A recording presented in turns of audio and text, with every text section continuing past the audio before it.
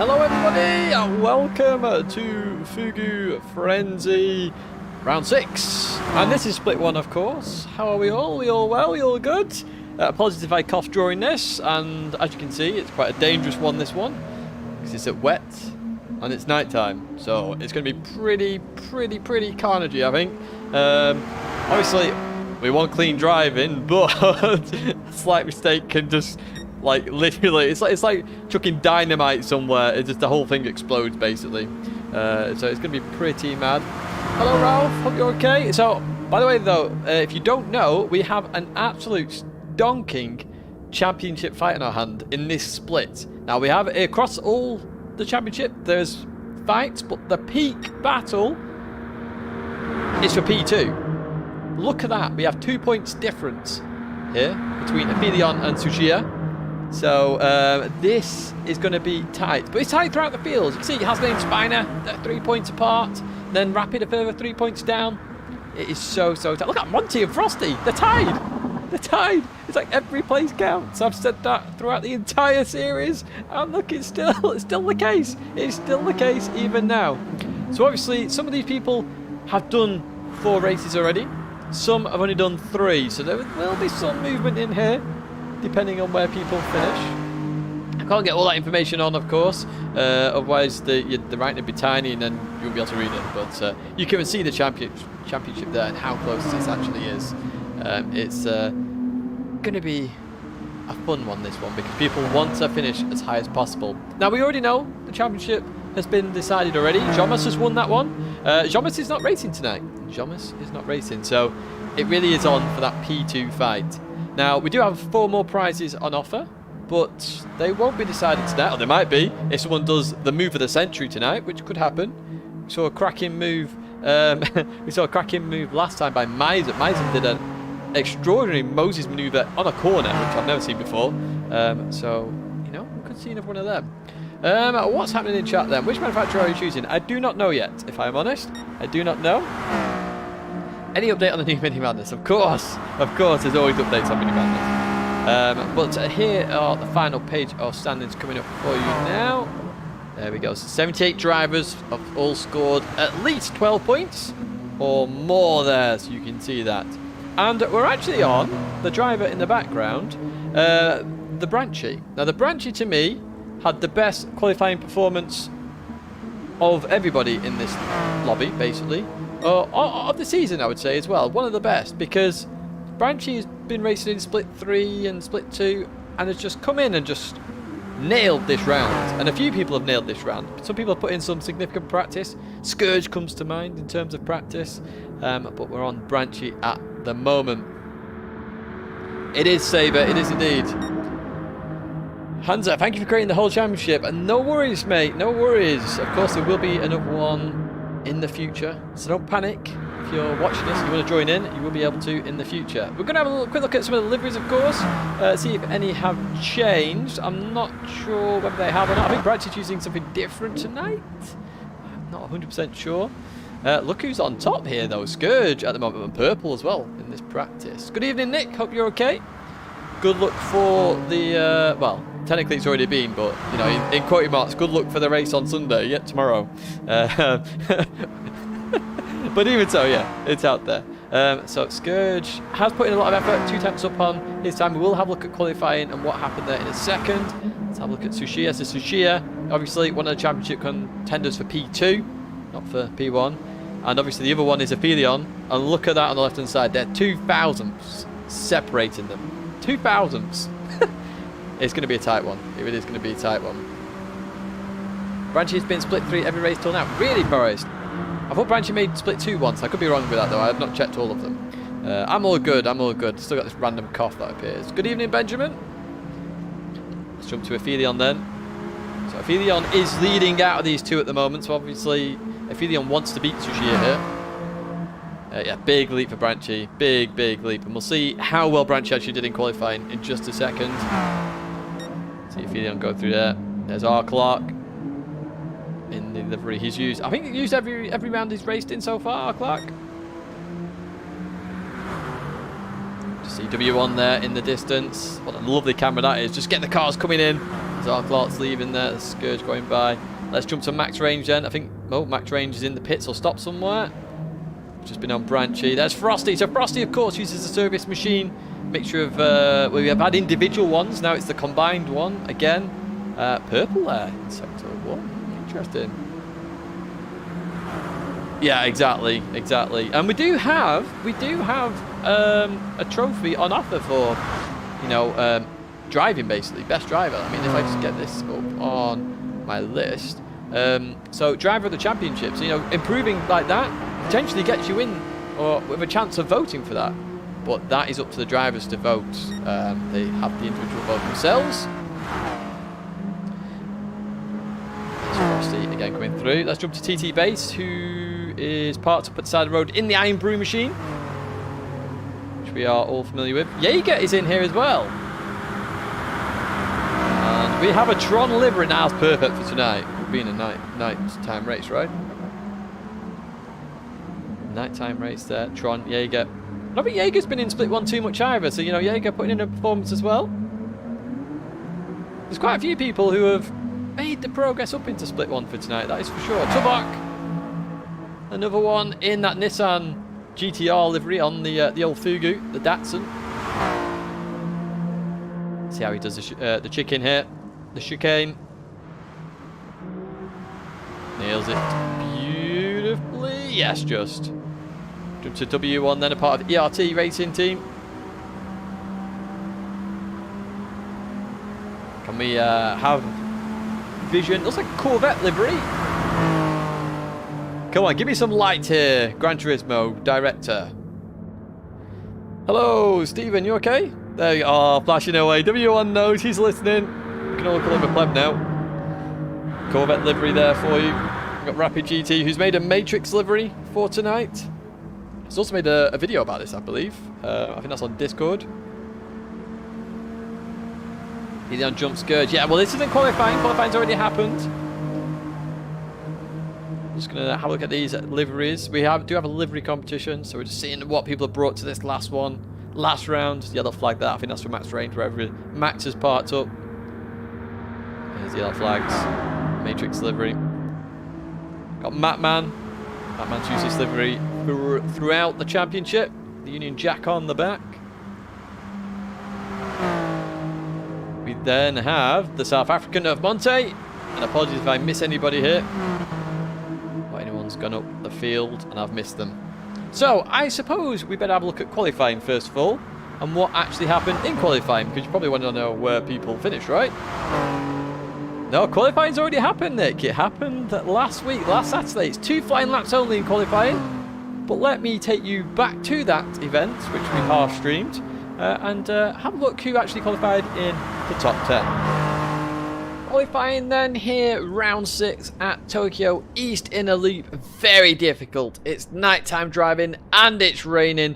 One mistake can cost you a heck of a lot of time. Let's have a look then who came out in the top 10 first of all here at Tokyo East Inner Loop. First up then was R. Clark in session 1. This qualifying was actually streamed live and R. Clark comes across the line there, gets a 23.065 first of all. We know there are quicker times out there. Let's see what R. Clark went on to do on that second flying lap here. Heading down the tunnel, a little bit of a wiggle here. Suggests no improvement at all on this second lap. Let's have a look. There we go. 4 attempts down then on that flying lap. So 23.065 is our benchmark then as we then head to session number 2. And here we have Aphelion been contending with Jomas. Gets a 222.145 there. That's 9 attempts up on R. Clark. As I say, Aphelion been really challenging. Jomas is up there in P2 in the championship at the moment, but does have to fight for that P2 spot. Heads towards the line once again, trying to beat that 221.45. Does it indeed? Gets a 221.706. Very quick time there by Aphelion. As we then going to jump to somebody else in the lobby here. TT Base making the top 10 as TT Base comes across the line then. 223.067, 2 thousandths behind R. Clark there on that first flying lap. Very close times indeed. TT Base then once again coming towards the line there. We just like green best, which just does mean an improvement. And goes quicker, 2:22.611. So currently provisional P2 in qualifying. Although I say that, you may have just seen Scourge then, also in the same session, came across the line straight off the bat with a 2:22.329. I know Scourge has been putting some effort into this one, really getting those times low. Definitely has the possibility and skill to get in the 21s. But does Scourge do it? No, he doesn't. He messed up the chicane on the lap. That's how easy it is to get it wrong. You can nail 221s all day, but if you don't get it in your 2 flying laps, you're not going to get it now. We jump then to session number 3 with W1 in the mix here. And let's see what W1 gets. A 2:22.724, right in the thick of the action there so far for W1. But does W1 go on to improve here? Let's find out. Heading towards the top, we get a new camera here. A little bit of wiggling suggests not. And as you can see by the time, 1.4 seconds essentially down on the 2:22.724. Sorry, I'll get my words out there. We then jump to Tuvok here, the Canadian, in session number 4. Heads towards the line then. And provisional 2:23.065, the exact same time as Arclart there, which is surprising because the gaps are larger here at this circuit. Does Tuvok go on to improve though? That is the question. Does not improve. So we do have a tied time here, folks. In terms of ties, it's the person who set the time first who gets the higher position. Let's have a look then. Frosty in the same session. Heads towards the line here, very close to the barrier there, 2:22.939, so does jump Tuvok and Arclart there as they continue on to their second lap. The to be confirmed delivery there, scraping the barrier as we come down, and you can see there, ghosted, so definitely not going to improve here. So that 2:22.939, the fastest Frosty could do here. As you see the ghosted, so I believe typing in chat, which is actually a no-no, but we do find out that it was the chicken that was Frosty's problem. We then jump to Matman in session 5, and Matman gets a 2:22.949. They're very close there to Frosty, just outside Frosty's time. Let's see what Matman does then on that second lap. Heads towards the line, does go on to beat it at 2:22.675. It's very much in that midfield of the top 10 there. With that time well played by Matman, as we then jump to Branchy 63 here. Heads towards the line. 2:22.790. Good first lap here from Branchy. You can see Branchy well in there as well. We've seen Branchy in many different splits. But currently going to be in top split because you're looking at the top 10, of course. Remember, so it's definitely top split. Whereabouts in top split is Branchy going to finish here? It's a very low 2:22.223. Currently P2 provisional. Absolutely outstanding performance from Branchy. However, Tsuchiya came along a little bit late. Session number 12 of qualifying came along. What was Tsuchiya going to get here? At 2:21.977. Now Tsuchiya and Aphelion are P1 and P2. And they are neck and neck in the championship. Whoever wins this race, or whoever comes higher, should in theory get the P2 in the championship. Tsuchiya went on to this second lap here then, and was really pushing on. But unfortunately, through the chicken, Tsuchiya went, and unfortunately just hit the barrier there, which cost Tsuchiya time. And you're going to see that with the split there. Just down and obviously losing speed all the time. Very unfortunate. But they are your top 10 for this circuit, round 6 here at Tokyo. Let's actually have a look at everybody's results then, because it is a very mixed up grid here. So you know your top 10, you can see that there with Arclart, Tuvok at the bottom there, 0.359. Equal times, which was definitely not expected. You can see this is one of the biggest gaps we've seen across the field here. So let's jump to that next page then. Page 2. So Skull Crusher starts pole in split 2 there, 1.808 off the P1 time. Trevonic very close to that time as well, and the time's very close actually in that second split there. As we continue on to the next page here, mixture of fights happening there, quite a few people in that plus 2.2 sort of area, and on pole then in split 3 there, semicolon underscore 77 with Hobie 3 tenths behind. As we jump to the next page here, all split 3 here. See the gaps. Look at the corner on the cover. Maury Moles, 8,000 separate those two, and then a few bigger gaps further back. As I say, one mistake can really add to those times. Biggest gaps we've seen in any race here, just due to how hard these conditions are. As we then jump to split number 4 then, Falconers on pole position, just missing out on split 3 by 0.02 of a second. If you're wondering about Gaudi Hornet and then the following drivers here, Ollie Polly, Jedi Jonah, they aren't qualifying, they've just come in at the end. And we've got Dutchy and Pazum in as well. Pazum, special guest, as well as Dutchy here, coming in to race in split number 4.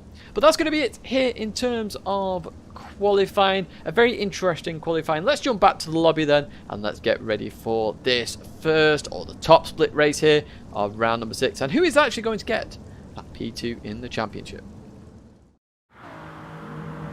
Welcome back then. Interesting qualifying.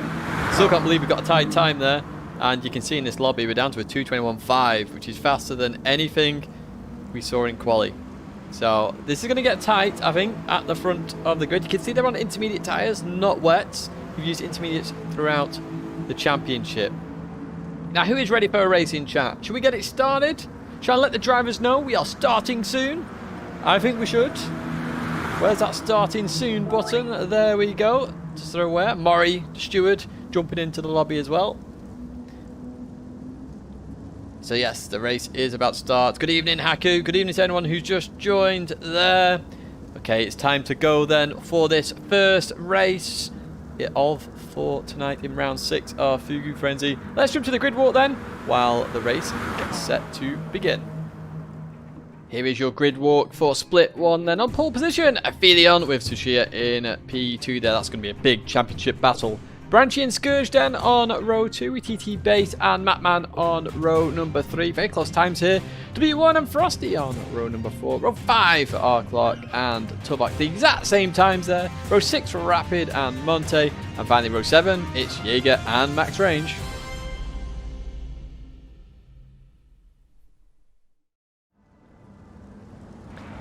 Welcome then to the race. First race of the evening. Let's see what's going to happen. Everyone flashing their lights here. We are expecting some carnage just in advance. It's wet. Turn 1 is a bit sketchy. It's a full hairpin here. Let's see what happens. Do we have any lights? Can we see any lights here? I've not actually checked. We can't, so we're just going to stay with Aphelion at the moment. If more than 2 cars get stuck on the grid, we do a restart. We did have an issue last time in terms of that. Let's see what happens. Hey, we're off racing here already. We've got Boomer Racing there from Branchy. That's quite hilarious, to be honest, as they now going to go line and stern very quickly here to get that slipstream as they accelerate away from that start-finish line then. A couple of side-by-sides. Aphelion absolutely launched it here. Already broke the slipstream a little bit, but Sushi's back in there. It looks like Sushi's actually had a bad start here because he's surrounded by cars here as they head over the crest of the hill. Slight left then into their hairpin. Let's see what happens here then. Into the braking zone we go for the very first time of 12. Do we have... Oh, 11 sliding there. Sushi's gone too deep there straight off the bat. It's going to lose out instantly there to Scourge and a few more drivers. So that's the P2 in the championship. Looking in doubt already for Sushi as they go through that little kink here. But they all managed to survive turn 1 just there. With Tsuchiya just outbreaking the top. Branchy's gone down a little bit here as well. You can see that. We've got 2, 3 wide further back here. Clark's up behind Matman. We'll have to have a look who's been the big gainers in this and who's been the big losers. Once it calms down a little bit in this race, so they're going to go into that left-hander here and continue through there. Now a little bit of contact further back. It's to be expected here on this first lap. See how close it is. Little scrapes of the barrier here. And everywhere the sparks flying everywhere. We get to see them at night. As we're then going to go into the left. Now we've got the dangerous corner coming up again. The chicken, the chicane, whatever you want to call it. As Branchy goes deep there into the wall. Going to have Frosty all over the back of him surely here on the inside. Frosty gets the job done then into the chicane. As through they go for the first time. You can see they're drifting in the cars. Very easy to lose a rear in that chicane really. But everybody's still in that slipstream and racing along very nicely. So a good start by everybody here. As W1 on the inside of Branchy. Branchy dropping really far down here. So that P3 start all the way down to P number 8. Got a lot of work to do then for the remainder of the race. As they go into this sharp left-hander. Again, very easy to outbrake yourself into this corner. Very, very easy. Go through there. Let's jump to the leader then, Aphelion, who has broken slipstream for now. 9.5 tips up on Scourge at the moment. But we do know Scourge has put in plenty of time into this event. And I personally, the fastest lap I've seen is from Scourge. So we could see that gap very much closing to Shia. Now on the left-hand side, you could see teamwork happening here throughout this race. It's very much needed if you want to stay in that slipstream. It looks like we've had a breakaway further back as well. Let's jump with Sushia and Scourge, and on this lovely camera, see little movements happening in the background there. A couple of side-by-side actions further back. It looks like somebody's spreading that slipstream evenly there and around the P8 position. I'll have to have a look who that is soon. But into the right-hander we go. Scourge broke a little bit early then. A bit less grip on the inside we found. See that oversteer moment, and there's the lack of grip there. A little bit of contact with Sushia, and that's what happens if you're on that inside line. The car likes to drift very quickly there, and it's very, very, very hard to stop. But they managed to get it sorted. Oh, somebody's in the barrier there. I'm not sure who that was. It looked... Oh, it's W1. W1 into the barrier. We'll try and have a look at that shortly. But an incident already. But a lovely line of cars here. Lovely line of cars. See that here, so we are going to try and jump on board with W1 and see if we can actually have a look at what happened into the hairpin here, or even out of it. So Frosty's gone a little bit deep there, which is, you know, we've seen that a couple of times now from a few drivers. He's then left that corner, a little bit of oversteer, a little bit too much oversteer, and into the barrier. Now that can happen to anybody there, that really can. Rapid takes full avoiding action there, just manages to survive that. Jump to P2 then, Scourge and Sushia, and Scourge getting all sorts of sideways there through that chicane, a little bit of barrier touch there, but Aphelion, this is the news of the day so far. Aphelion 1.7 seconds, could be 1.8 seconds up the road at the moment. So Aphelion trying to stamp his settlement on that P2 position in the championship. So you head up to this left. Now, if I was Sushia or any member of this group, I'd be trying to work together here. A bit of bump drafting. Frosty goes very deep there. Into the barrier, Frosty goes. Going to have all sorts of pressure from Clark here into the next part of the left.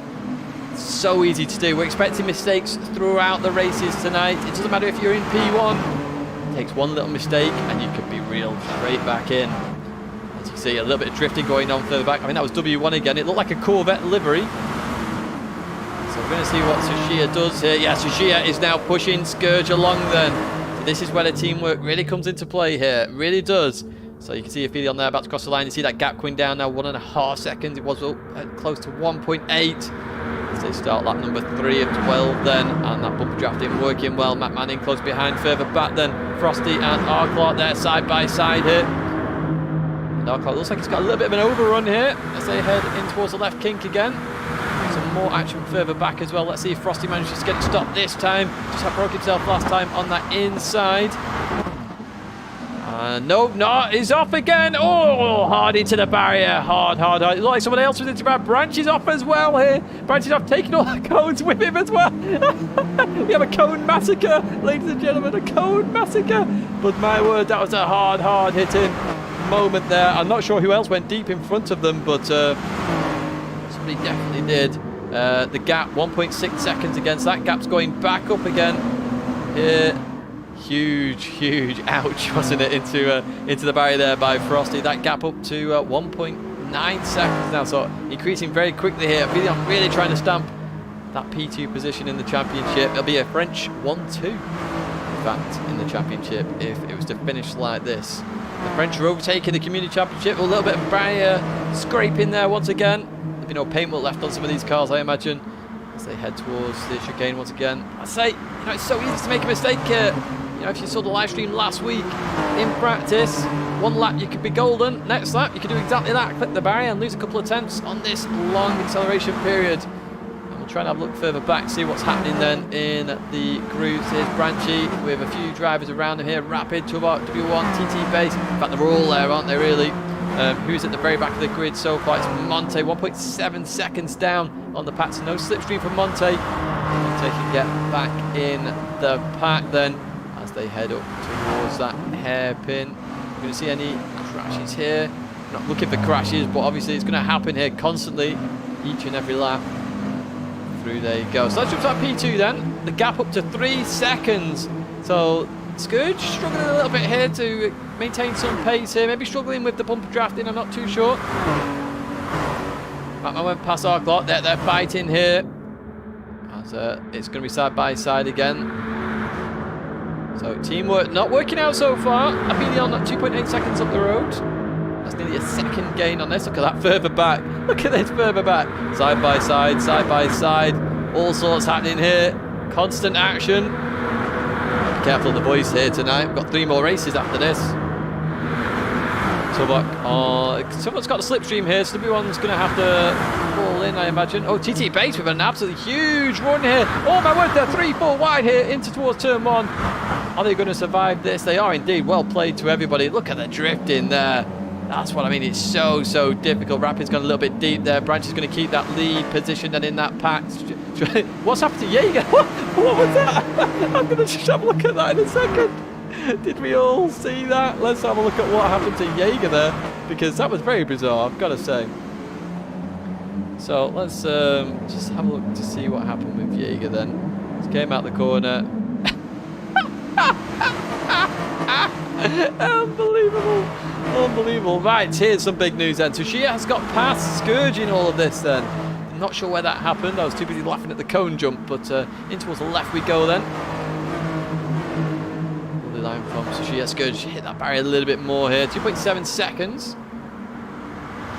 Ping! That is awesome.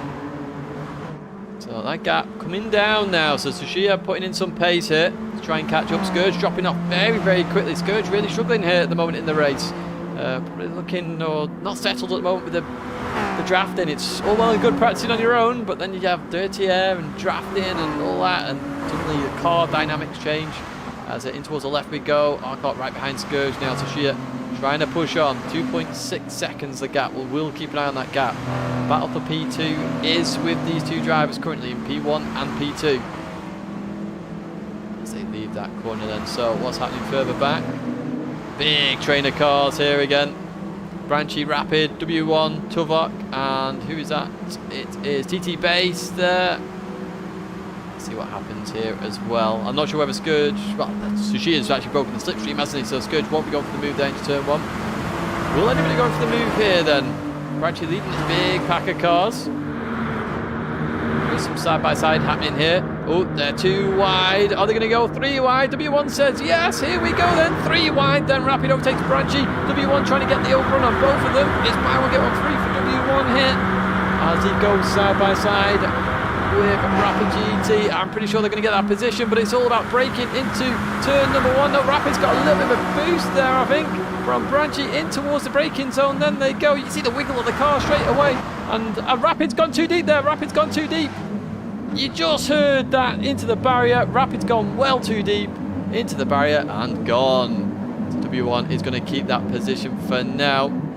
Let's now jump up to P2. Arclark's gained a significant amount of time here up to Tsuchiya. So well played by Arclark. Arclark started quite far down the grid actually. Let me just have a look at the grid order here. So Arclark started P9 and is up to P3. So one of the big movers here. Matman, not as much of a big mover, just up 1 position. Is there anybody else who's had big moves here? Not I can see straight off the bat. So yeah, your big mover at the moment is Arclark in this race. And we will try and have a look at what happened to Rapid into turn 1, I think. Lots of penalties there as well. So they're just going to come out here. And you're going to see probably no wiggle. Rapid suddenly trying to stop it very quickly. Just too deep. And that's how easy it is to get it wrong. Into the barrier. But gets to come back on circuit. You can see all sorts of different penalties happening there. And Rapid obviously gets a good run off the corner because it's basically straight. So manages to gain a few positions back there. So Tsuchiya under all sorts of pressure. Oh, we jumped to Tsuchiya straight to the barrier there, hard. Straight to the barrier. Arcot's now going to be up into P number 2. And that gap to Aphelion is growing and growing. And that's a huge hit here. What's happening in chat, folks? Sorry, I just saw the at. But that's a huge problem for Tsuchiya because now that gap is 3.5 seconds. It's going to be very hard to catch in little over 7 laps time. And that is going to be interesting then to see what Tsuchiya does. Arclark definitely on a mission here. So Arclark's the big gainer here. Tsuchiya now going around the outside. Going to pull that back in. We'll see if we can see what happens with Tsuchiya in a little bit here. Tsuchiya back into that position. If you're wondering about penalties, though, penalties, obviously they can take them off as they wish. Towards the end of the race, you're obviously going to worry about that because that'll add on to your time. But in towards the braking zone, we got, look at this for a camera. Oh my word, beautiful. Beautiful, beautiful, beautiful. And they all get it stopped. Nice and lovely. See that tight line. Little bit of oversteer there by Tsuchiya. Drops a little bit of the penalty as well. So still 3.5 seconds so far. Looks like somebody's just gone deep there. A bit further down the grid. It looked like a light blue car. Let's go and have a look at that in a second. Let's have a look at what happened to Tsuchiya then into that left-hander. R. Clark was all over his trumpet here. R. Clark went to the right-hand side, so Tsuchiya had to go defensive. Different line into the corner, tried to out-brake.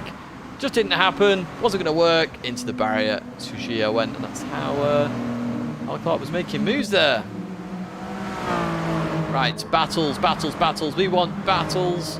Where are the closest battles on circuit? It looks like it's here. Rapid, Frosty. I know P2 is a close battle as well. We'll jump between those two. We have a request to join Split 4 from Stock Car Racer. If you have some practice now, and then I'll look at it when we get to Split 4. Stock Car Racer. As we continue on then through the chicane. As you can see there, look at that. Good evening, Nipper Dog. Good evening. For Rapid GT at the moment. Looks like Branchy's settled down a little bit as well. Branchy had a bit of a shaky start. That seems to have settled. Frosty, big penalty. A line of cars here. No move at the moment. Frosty's got a lot of time to shake off there. As, let's jump to that P2 battle then. It's that gap now up to 4.2 seconds. It's not closing. It looks like Aphelion has done a little bit of practicing here to try and ensure that P2 in the championship. Let's have a look at the championship standings just briefly then. This is what we're talking about here. Aphelion and Tsuchiya. 2-point gap. So close. I mean, further down we've got W1 and Matman. Now, in fact, one thing I will look at then, because that's a 1-point gap there. That is a single position decides that. Let's just have a quick look in the championship standings for you, just to get an understanding of how many rounds each one of those have done. They've both done 4 rounds. Lowest points for Matman 82, lowest points for W1 85. So she has gone deep there again into turn 1 and trying to defend. It's not worked out. R-Clark's just gone through there. Scourge is coming back in the mix as well. And Tsuchiya not having the best of times here. So in terms of points here, let me just get back to the W1 Matman results here. So it's 85 and 82. And where are they at the moment? So 5th and 6th. So that's another big battle we've got to keep an eye on here. And who was the lower of the two? I'm having to do quick maths here on the fly. So Matman had the lower of the points. So Matman at the moment would jump W1 in the championship. So it looks like W1 has to overtake Matman and potentially Scourge here to try and keep that position. So we'll see what happens there. Gaps opening up now throughout the field. R-Clark the biggest mover here once again. Well, let's now jump down to P8 then. Frosty and Rapid GT. So a battle a bit further behind there. Tubok, and I'm not sure who that it was. Jaeger. We've not really talked about Jaeger so far in this race. Oh, Frosty's got that all sorts of wrong. You can see trying to slow down the car. Not going to work out here. Rapid's going to have an absolute launch on Frosty here for sure. As they go around the left. Oh, not quite going to work. The car was always going to understeer round there. Rapid had to try and go for a cutback. Didn't quite work out. As they continue on then up towards the sharp left-hander. Very, very close this. Very close racing. Into the left we go then. And Frosty's just going to keep that for now. If you do have any questions in chat, please do fire them away, of course. Always happy to answer the questions. We've got a couple of stewards and drivers in the chat as well. It's all golden. So it turns P2 then. R-Clark is a second ahead of Tsuchiya, so that slipstream negated basically. In terms of the gap's come down a little bit here. R-Clark is on a mission. R-Clark with the fastest lap now, a 2:21.584. Just spotted that. R-Clark is definitely on a mission here. As we just go down the grid here, you can see everybody in this tunnel. And Rapid trying to work together with Frosty then. So there's a 2-second gap to Branchy here. So let's see if they can actually catch that back up. Thank you for that, Murray. So Scourge is really struggling here for some reason. So round we go then. And all golden for Frosty and Rapid for now. That gap down to 1.7. Obviously it was just above 2 earlier. And this line of cars is getting ever closer here as well. P8 to all the way to P12 technically. So it could get tight again towards the end of the race. Just jump to R. Clark, who has lost another 3/10 then to Aphelion. Aphelion on a mission on this lap.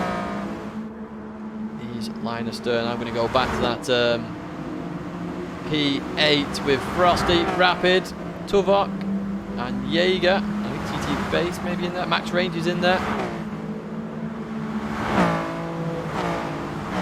Yeah, so I can't help on the fly there, Stock Car Racer. But thank you for anyone who is helping, Stock Car Racer. I feel there is a tyre bug on these tyres. If you lose it, they seem to go off. Well, yeah, that's basically it's just how the grip works in Gran Turismo in the wet. Literally, if you even slide the car remotely, they lose all grip, and that's what happens. You just slide then instantly. You just saw Tuvok there with a 4-wheel drift in the background. So we have a nice gap between everybody now. So she just caught up a little bit potentially there. Not a good exit though. Oh no, it was a good exit. The gap's just going to be under a second again. So Arclark not on the better laps this time. It is such a pretty game. I agree with you there, Nipperdog. Absolutely agree with you 100%. It's a brilliant looking game, this game. Yeah, Maury is going to give you some race updates there as well. Obviously, I can't look at the timings on the fly here. As we are on lap number 9 now, 3/4 of the way through the race. And we have a line of stern moment now. Look at this. All equal distances. It's all settled down here. Nice and calm, and I think we're going to go all the way back to P14 here, all on the same piece of the circuit. Monte just at the rear. At least Monte can see the drivers now. That gap was 1.7 seconds. That is now down to under a second. Just stay on TT base in towards the hairpin here, the right-hander. Bit of break in there. TT Base has lost out quite massively in this race actually. TT Base started, I'm whizzing between spreadsheets here. Let's go towards the right hand side. So TT Base started P5 and it's all the way down in P13. So one of those that has lost out quite massively here. Jaeger's gained, Max Range has gained. Tuvok is status quo. Not the band obviously. Yeah, the gap between Aphelion and R. Clark staying around about the same. Sushia into the barrier then has lost out a significant amount of time then to R. Clark on this lap. And Scourge potentially has settled down now a little bit. That gap's not growing as much. And they have a big gap to Matman here in P number 5. Who's got that big gap to W1 to be fair. And remember that's a change in the championship. Matman would keep or actually change. My word, I need about 400 spreadsheets open here, folks. Apologies. So Matman would jump W1 in this situation. Would jump. Scourge will jump. Lost Shelty. And of course, Aphelion will keep that P2 position. Who has only got 3 rounds in this lobby? Anybody? No, they've all got 4 rounds under their belt. It looks like so. It literally changes in points at a time. Is Taiwan on in the race? No, Taiwan is not on in this race. Reason for that is I hate Taiwan. I hate the multiplayer, and it's just a sprint race basically. Get used to the car, and you just go for it. I say get used to the car. In these conditions, you can't get used to it. Your car will slide. It will really, really slide. No new faster slaps then. Let's actually have a look at the timing screen then. Now let's have a look at the last lap then. So R. Clark, 2 temps up on Aphelion. And then we've got Sushia, who lost out on 4 temps, nearly 5 temps actually there to be fair. Scourge still in the 222s. Not really got low in those 221s. Matman's had a terrible last lap actually there. And just going down the order here. Who's not doing the greatest? If we head further down, we've got 223s down here. That really should be in those 222s. We just jumped to our clock here. He's just got 2 tenths up in sector 1 there. It is interesting. Hey, look, Tishney Comp has started the final. Good evening, Gowdy Hornet. You okay? See you later, Zany. Sorry to hear you got to work tomorrow. But have a good evening, mate. For split 1, Luco, for split 1. Gotta remember, we're talking about qualifying times. They should be able to do qualifying times in the race. That's what we're talking about here, Luco. Max range is off. Max range is off. Let's have a look at this. Can we see what happened to max range? So just leaving the oh, gets it all wrong. Round and round and round max range goes. That is how easy it is to lose. That is how easy it is to lose the rear end of the car. Literally, just on the throttle, gone. Spins round. Almost 100 likes. Oh, wow, fair play. If we can hit 100 likes, that'd be brilliant, folks. I hope you are enjoying the show. Now, as we go down the splits, we are going to end up with more and more spins. I say it gets more difficult for the drivers. So through the left we go. And the Filion just dominating this at the moment. 4.2 seconds up the road. Can chill a little bit. 4.3 now. Arclark's pulled away from Sushia here as well. Arclark's had an absolute blinder. Absolute blinder here so far. And Sushia, probably a race to forget so far, but we'll see what happens towards the end of the race. 1.6 seconds is not the end of the world. Certainly pull that back with a couple of stonking laps. We've got Scourge there. Scourge hasn't had the best race either. Heading down the hill, and then we've got the battle for P5. W1's out of nowhere has scored up to Matman here. Now this is significant, so Matman has to lose 2 places here for W1 to maintain the position in the championship. So this is where it gets interesting now. So W1 going for that move. He needs to fight Matman here, and then try and get Branchy involved in the fight as well. If Branchy can get ahead of Matman, it's where it gets interesting. Let's see what happens here. How are you doing these race cameras? So I just pick between the cars on my keyboard, and on the keyboard you can also tag a time, and basically you can go back and view that replay. Unfortunately you can only tag 1 time at a time, so you have to pick and choose wisely. But W1 ahead of Matman here at the moment. That gap down to 1.5 seconds as well to Branchy. Matman has to maintain P6 here. He doesn't have to overtake W1. He could be smart about this, just stay behind. Not fight it, or he could go for it. I don't know what he wants to do, but personally I'd stick behind at this point in time. Who's got a penalty further back there? Look like Frosty. Yeah, Frosty's just got that down slowly but surely. So through there, Frosty goes. Let's jump back to this P5 battle then for now. 0.6 of a second, basically separating these drivers. That's all about slipstream. W1 up again on his time, so really putting in some pace now is W1. Quite a lot for that corner. And that's the cause of it. Went in a little bit too deep. Sometimes if you brake too much, your car's going to understeer all the same. Matman's coming back at him now because of that mistake. Into the chicane we go. The chicken. And that looks a bit of a drift to me. Again, hits the barrier here. Matman's going to be closing and closing and closing. Branchy looks like he's closing even quicker here. 1.4 seconds now the gap between Matman and Branchy. This is going to be very tight for the championship positions, that is for sure, because they've got 1 more lap. Oh, Matman's into the barrier! Oh my word, that's going to bring Branchy even closer now. We're going to have a bit of an exciting finale here for that last little position in the championship there for these drivers. Championship fight. Matman's just got a little bit deep here. That's going to bring Branchy back into it. Surely going to have the slipstream. It's going to be very close. Oh, Branchy tries to accelerate too early. It doesn't quite work out for Branchy. And they're going to just stay as they are for now. We'll see if any moves are made. Let's jump to that P2 fight. That's 9/10 of a second, essentially, as the Filion crosses the line to start the final lap there. And Arclark's going to have Sushia very, very close here. We'll see what happens with that fight shortly. There's Scourge going through to start the final lap. But this is the fight we're interested in. W1, Matman and Branchy. They're very close. Matman's going to go for the move then. He wants it. He wants this position. Overtakes W1 then. Obviously pulled a little bit of a gap because he did have that slipstream in.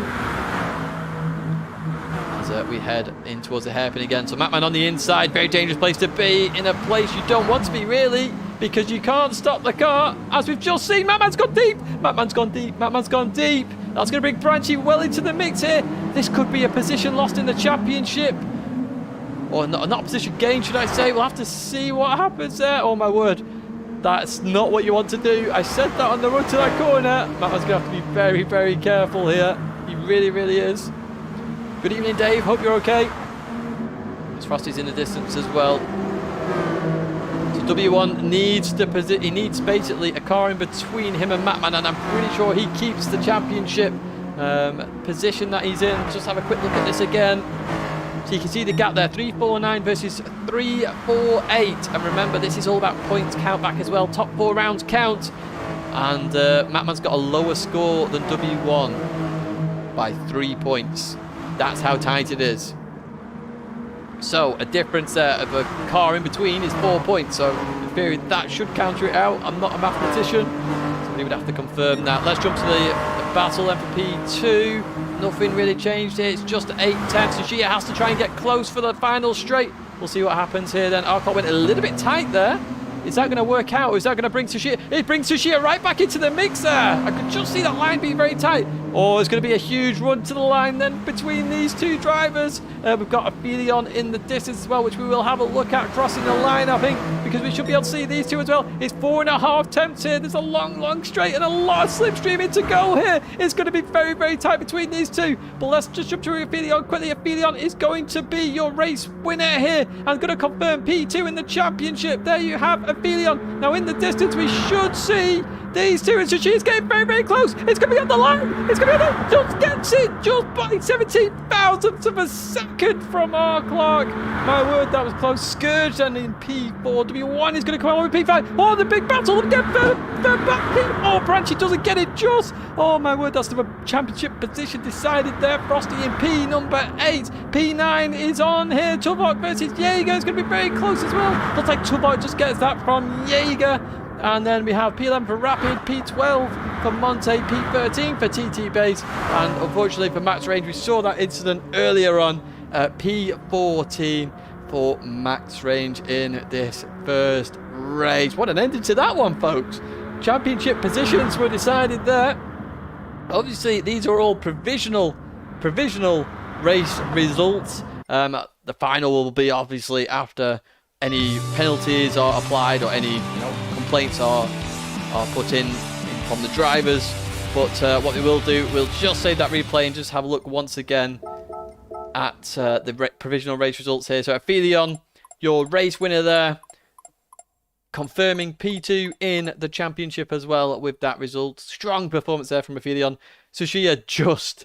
Oh, it was 4 thousandths in the end. The game adjusted it to 4 thousandths after ping. 4 thousandths of a second.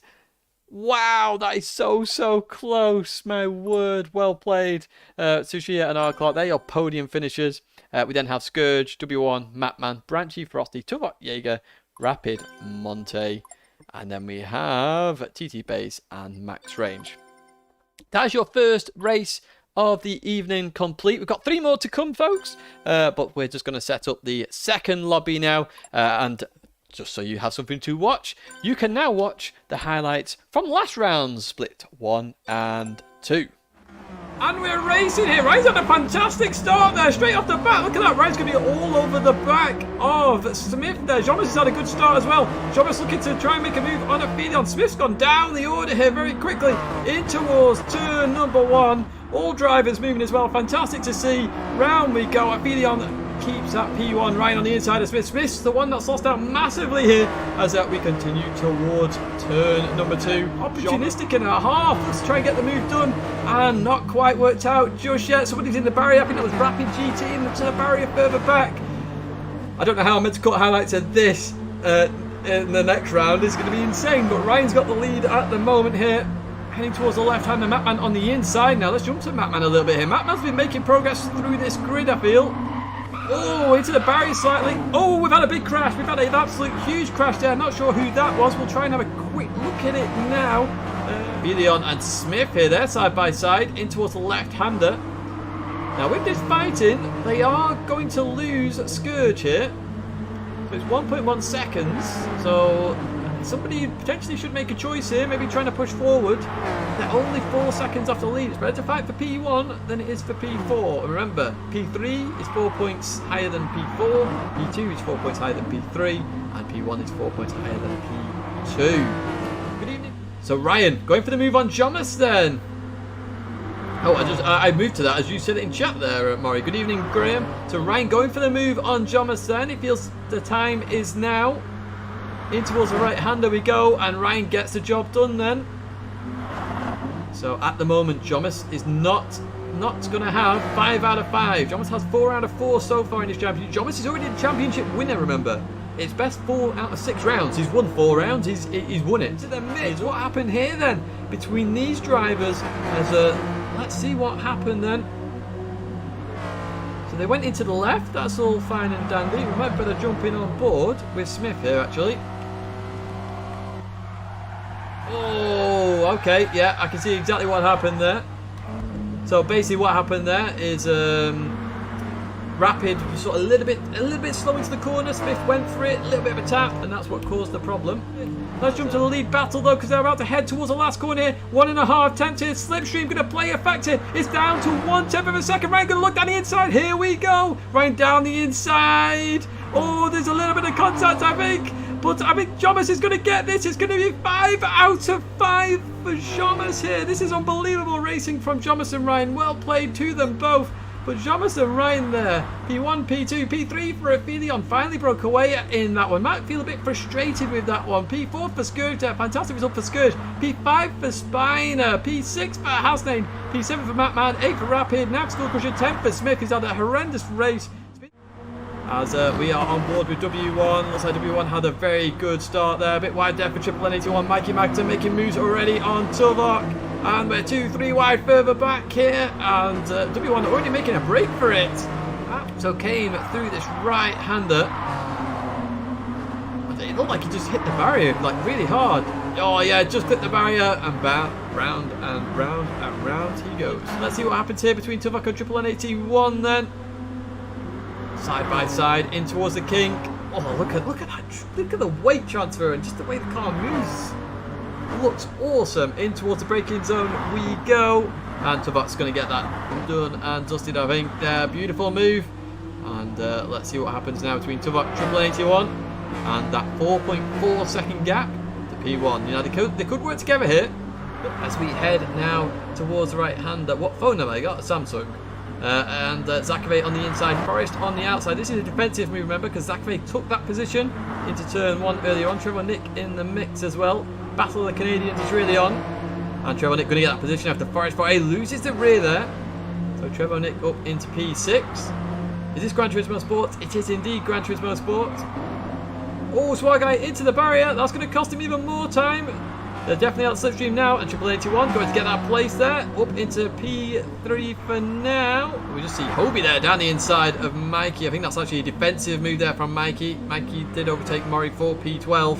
So this is the closest battle on circuit. We have a note from Adam, so I suspect that could be the case. But Hobie staying on the inside here. Mikey trying to get a better run on Hobie. Not going to quite work out there, I don't think. Very hard to do that kind of move in the S's here, especially in this kind of car. As we hit the double left here. Mikey gets a much better run here. Hobie, oh my word, Hobie's gone. Hobie. Huge spin. Oh, we always catch Hobie's spins. And W1 is going to be a race winner here with a superb last lap there as well. Extending the gap to Tuvok 82. W1, your race winner there. Congratulations. Tuvok then going to come home in P2. Lovely spin across the line. Swagai P3 there. Brilliant result for Swagai. Triple H on P4. P5 for Zakave. P6 for Forest 4A. P7 for Trevo Nick there. Brilliant racing. P8 for Jaeger. P9 then is going to be running GT Hake. Welcome back then, folks. Halfway through setting up the grid. I'll sneakily do that. Now, first off, shout out JRCD. Thank you so much. And absolutely not a problem. I love putting this together, to be honest. It's good fun to do.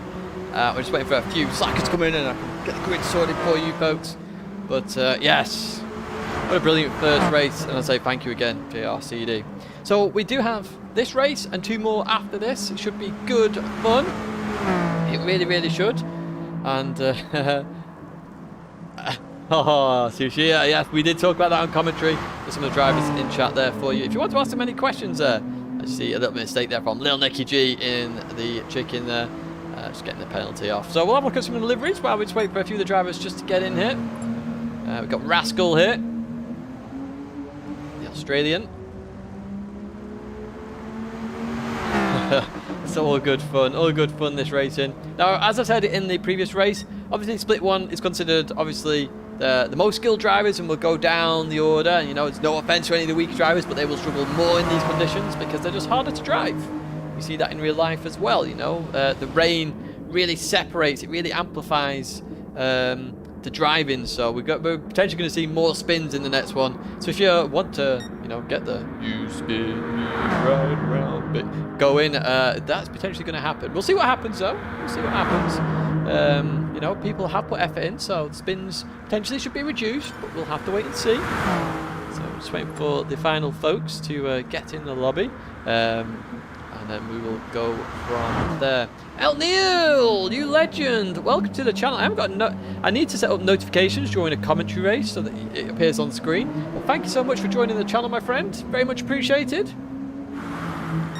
That's we've gone through that. Ooh, Rascal is up there then on his own time. Thank you again, El Neil. Just come through my ear there. Now, if you are interested in joining a community championship, do check out the Discord. Make sure you are subscribed to the channel, of course, because I'll put a video out to let you know when the next one is. And Discord, obviously, we talk about it in there. And yeah, it's really good. So if you want to be involved, that's the way to do it. These championships are open to DRC and SRS and upwards. So if you fit that category, you are in. You are definitely in. Because that's all you need to race. You know, it's not the elite. It's there for everybody. It really is there. That's very kind, El Neil. That is very, very kind. No worries, Rapid. No worries at all. Right, now I actually have to do a little bit of a checklist here. As we had some slackers come in at the very end here. So I won't be a moment here, just making sure. Yes, everybody is here. So what I am going to do is I'm going to quickly set the grid, which means you are going to see this. But so we need, who's going up into P2? It is Trevo Nick. We then have that. So we need Lost Shelty or Found Shelty. We then need TLE to go behind Lost Shelty. It's then triple N81. We then have Misen behind triple N81. We then have Pampers of Forest behind Misen. We then have B Racing 1, Hake, Rascal, Lil Nicky, and Psycho Killer. So that is the grid order there. You'll have a look at the times again shortly. Just let them have a little bit more of a practice. So I hope you are all enjoying this race, the racing tonight, should I say? We've had a look at Rascals. We'll have a look at Psycho Killer. Psycho Killer is one legendary livery creator. Absolutely amazing. He really is. Like, he made the Gigantor livery, which is unbelievable. Yes, as Blake says also, there is a website now, and Blake's been doing amazing stuff on that. So it will be on the website as well. There we go, they're flashing away from Psycho Killer. 2 little likes to go. Yes, we are very close to 100 likes, folks. I can just see that now on my screen. It didn't show before. So if you want to like the stream, please do. It helps out. It's very much appreciated. Let's jump to Hasnain then, who's currently in P3. And we are very used to this livery. We are very, very used to this livery. See him exit the hairpin there. 100th like. Thank you so much, folks. You absolute legends. Well played. Getting us above 100 there. Absolute legends. Just see Hasnain come through there. B Racing 1 we haven't seen yet. Ooh, Lost Shelty just jumped into the lead there. Let's jump to Lost Shelty then. Now, I can't actually see what's on this livery. This looks like a new livery from Lost Shelty. Got number 4 on. Just heads towards the hairpin. Heading towards the braking zone. Anyone know what that is? I don't know what that is. Hasnain, best steward. Super fan. So we didn't have a look at B Racing 1. There's B Racing 1. Just up on his time there. Actually, the liveries are much harder to see at night, but you can still see them just. I think my face is on that livery, but don't quote me on that. Trevo Nick, one of the cleanest drivers in history of all the community championships. Trevo Nick, unbelievably clean. Him and Aldi are part of the same team. Smarties. Is it Smarties? Oh, well played, Luco. I like that. I really do like that. Let's jump to Hake then. He's got like a Dodge Viper livery there, it looks like. Whenever I see 2 stripes on the car, I just think of Dodge Vipers from Gran Turismo 1. Johnny Vito we've not looked at, who's in the Rothmans livery. He's used that throughout the championship. Johnny Vito's had some awesome races. Absolutely scythed through some of the field in some races. Really has. Triple N 81, the Dane. I think we just saw Triple N 81 in the highlight video we just watched. I'm still showing split 1. I am showing split 1. You're quite right. There we go. Thank you very much, Falconers. Well spotted. You earn £1 million for that. We're just going to jump to Little Nicky now. Oh, I was going to jump to Little Nicky. Little Nicky just improved, it looks like. There we go. Among Us. Now, I was playing Among Us last night till 2 AM. So, you know, I do like Among Us, actually. Was Olav? Oh, apologies. Olav, thank you for mentioning that. As we just see Little Nicky slide off. Look at that. Just aquaplane straight off there. And then when you're on that bit, it's a little bit dirty. Skull Crusher then, sat on the line there. Getting a little bit of practice in for the start. Now, for the start, for those that don't know, there's no traction control. You really have to judge it accordingly, as we just see Skull Crusher go then. And then try again. So I'm going to try it again quickly. We'll jump to TLE and then we'll start the race. I actually have some videos planned on my other channel. Like, they're already ready to go. I need to get them out, to be honest. Among Us is fun. Yeah, as I was playing it last night as we jump to TLE then. I think with them we've covered everybody. Apologies if I've missed anybody. Let's just let the drivers know we are starting soon. And then we're ready for the next race, boys and girls. I hope you're ready too. Hope you're ready too. That's it. Through there we go for TLE. Rightio then, folks. I think it's time. Let's double check to make sure the laps are correct. I'm pretty sure they should be because I copied the lobby. Yep, it is. So let's have a look at the grid then. And yeah, let's get ready for race 2. Welcome to your Split 2 grid walk then. On pole position is Skull Crusher with Trevo Nick in P2. Row number 2 then, Johnny Vito and Hasnain. 6,000 separates those. Row 3, Lost Shelty and TLE, with row number 4 being Triple N81 and Maizen. Row number 5 then, Forest and B Racing 1. Very close times these. Row 6 is Hake and Rascal. Finally, row 7, Lil Nicky and Psycho Killer.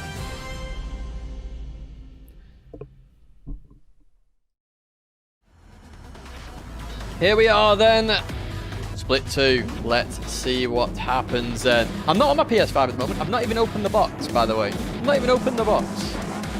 Because I'm waiting to get my cabin secure as it is, but it's getting extra secure. Well, before that goes in.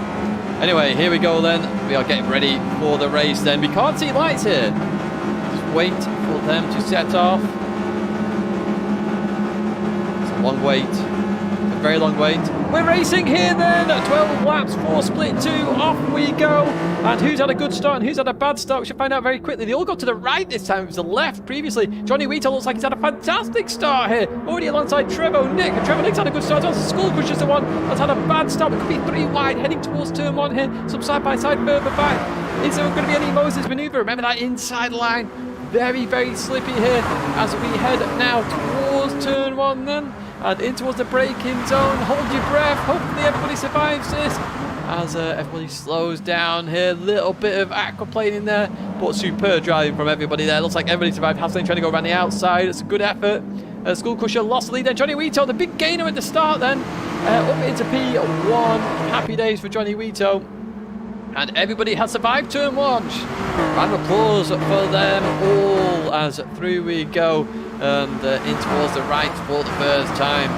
So obviously the dangerous corner at the start of the race is the first corner, and also, oh, I was going to say the chicane, but apparently that passed right.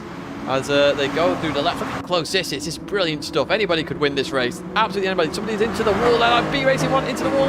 Johnny Vito's had a bit of an issue. School Crush trying to go around the outside here. This is a very dangerous move. Is it going to work? It's not quite. There's a little bit of a hit on the wall there. They both went too deep. Johnny Vito gives it up there, but he's going to give up a lot of positions by giving that up, really. I'm not sure he had to do that, to be honest. It looked like they both ran too deep there, to be honest. As they continue on then towards the left. Johnny Vito's just hit the barrier there. In towards the left we go. Then School Crusher back into the lead. Johnny Vito's been left out hanging. Lost Shelty's gone round there. The chicane. You're going to see that in the distance. Oh, there's a big crash. Big crash. Big crash. We'll try and have a look at that now then.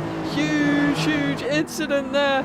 Oh, that involved Lost Shelty, who's still there. Let's have a look at the replay then.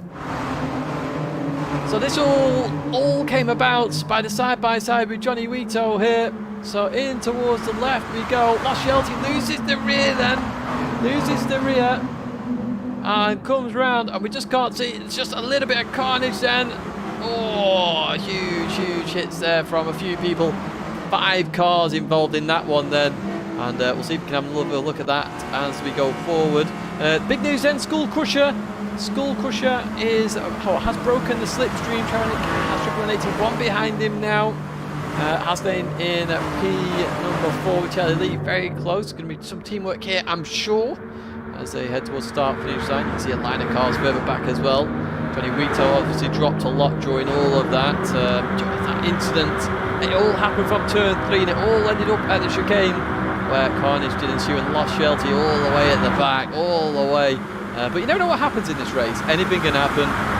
Wood sim, anything can happen. As we look towards P3 battle then, Triple 81 looks like he's gone very deep. No, gets it stopped. Well played with that one. Oh, somebody else has gone very deep further back. Oh, a couple of people have. Hake went deep. Tony Little Nicky there. Hake tried to stop it. Let's Little Nicky go there as they continue out the corner. Very hard corner to stop for. And that's what I mean. Anything can happen there. Anything can indeed happen. As I leave that corner further back. Most cars in your vision then. And just Lost Shelty's got a little bit of work to do to catch up. We'll see if he can do that though. As we go through the race, and Triple 81 back into that slipstream range then. There's 5 cars in that slipstream at the moment, and we'll see if we can have another look at that chicane incident on board Lost Shelty, I think, when we get past the chicane. I think we'll let them get to the chicane and then we'll have another look at it as we head in towards the left then. School Crusher, Triple 81, lovely line there from School Crusher. Broken that slipstream once again, that's 1.2 seconds there. Triple 81's had a bit of an issue then. Trevor Nick looking to go around the outside. Very dangerous move to try and go on the outside. And just forces Triple 81 into a mistake. I think goes for the cutback. Oh, not going to quite work there. And they continue on race. TLE, all sorts of sideways there. And let's jump to Lost Shelty then. Let's see if we can have another look on board. So you can see what's happening here. Just a slowdown of everybody due to that incident. As we then head towards the left here. Just loses the rear and then hits the barrier as well, trying to catch it, and then the whole car just spins, and then there's all sorts of hits there. Everybody's going round, all sorts happening, everyone's trying to avoid it. Just one of those incidents really. As we jump to TLE, all sorts of sideways on the inside of Hasnain then. As they leave that corner. Skull Crusher absolutely going away from the field now. 2.5 seconds here. Definitely wants the win here. Got pushed out of split 1 at the very last second with Sushi's qualification. So looking to win here, which is good. What we have in the championship is there's a points overlap. So winning split 2 is actually like P10 or something in split 1. So you know you do gain there. As we continue on, yeah, we don't have damage on because Gran Turismo's damage model is a little bit weird. As Trevor Nick is pushing Triple 81 along here, so they are catching Trevor Nick now going down the inside. Then so you saw that gap coming down. They then go for the move, maybe to get out the braking potentially, maybe to force an error in Triple 81. But Triple 81 seems to have nailed this, although somebody else didn't nail it. Then TLE straight to the barrier, massive hit there from TLE 152. Sorry, I'm getting all the names mixed up now. Huge hit there from TLE, and Johnny Vito back up to P5 then, but I think TLE's going to have a good run out that corner. Let's see if we can have another look at that one then. So just came over the crest of the hill in towards the braking zone and could not get that stopped in a month of Sundays. Fortunately Trevor Nick saw that on the radar. Good vision by Trevor Nick there, really good vision, and yes, that is that one. done and dusted. So apparently Forrest has spanned somewhere. We'll see if we can... Yeah, Forrest is behind Misen here. Let's see if we can have a look at Forrest's spin here as well. That's already happened then. So that was on the exit, the hairpin. We've seen that quite a few times happen on that corner. Right, here we go then. I'm not sure what's happened to the camera. There we go. There's a proper camera angle for you. The one's a little bit weird. So through we go. 81, 2.7 seconds. We'll keep an eye on that gap. Looks like Skull Crusher is increasing that one. Lost Shelty with the fastest lap of the race. We're at the back of the pack. Fastest lap of the race. Yeah, it was good avoidance by both drivers, TLE and also Trevor Nick. Trevor Nick had to see that. That was his turning point. He had to see it, and he saw it. So you can see what TLE was doing, and you can see what Trevor Nick was doing. Superb driving from both drivers there. Really is good, superb driving. So they come through the left-hander then, and that gap is still increasing with Skull Crusher. So it looks like Skull Crusher is trying to get this done and dusted, but there's going to be a three-way fight for this P2 position. Got Johnny Rito, TLE, hey, Lil Nicky in there as well.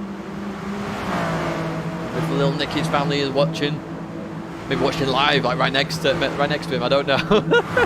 As Johnny Rito now side by side with TLE. So we're going to head into the tunnel. Start lap number 4 here. 120 likes. Well played, folks. Well played. As you can see now in the background, so everyone trying to follow Johnny Rito's slipstream, not TLE's. TLE's had a better run, it looks like. We'll see what happens there. You see the distance. I'm not sure who that is. It's a quite light coloured car. There's going to be a fight at the back of the pack as well. But let's see what happens. It's turn 1 then between TLE and Johnny Rito. This is where the fight is at the moment on circuit. Looks like Trevor Nick's got past Triple 81 in all of that as well. Johnny Rito too deep into turn 1 for Johnny Rito. Too deep, and he's gone all the way back. Oh no, he's had a really good run off the corner there. He actually used the ghost to his advantage there and actually maintains some form of position. So well played, I suppose. You know, that's, you know, in the rules it doesn't say you're not allowed to do that, so it's fine. The way I do rules, by the way, if you're wondering, if you can't police it, it's not a rule. Only if you police it can it be a rule. As they come through there, hey, getting all sorts of sideways. Johnny Rito all over his trumpet here. Through the left we go. Johnny Rito ghosting a little bit there, and Lil Nicky's going to have to move on surely here. Yeah, we go. Lil Nicky passes Johnny Rito there up into P7.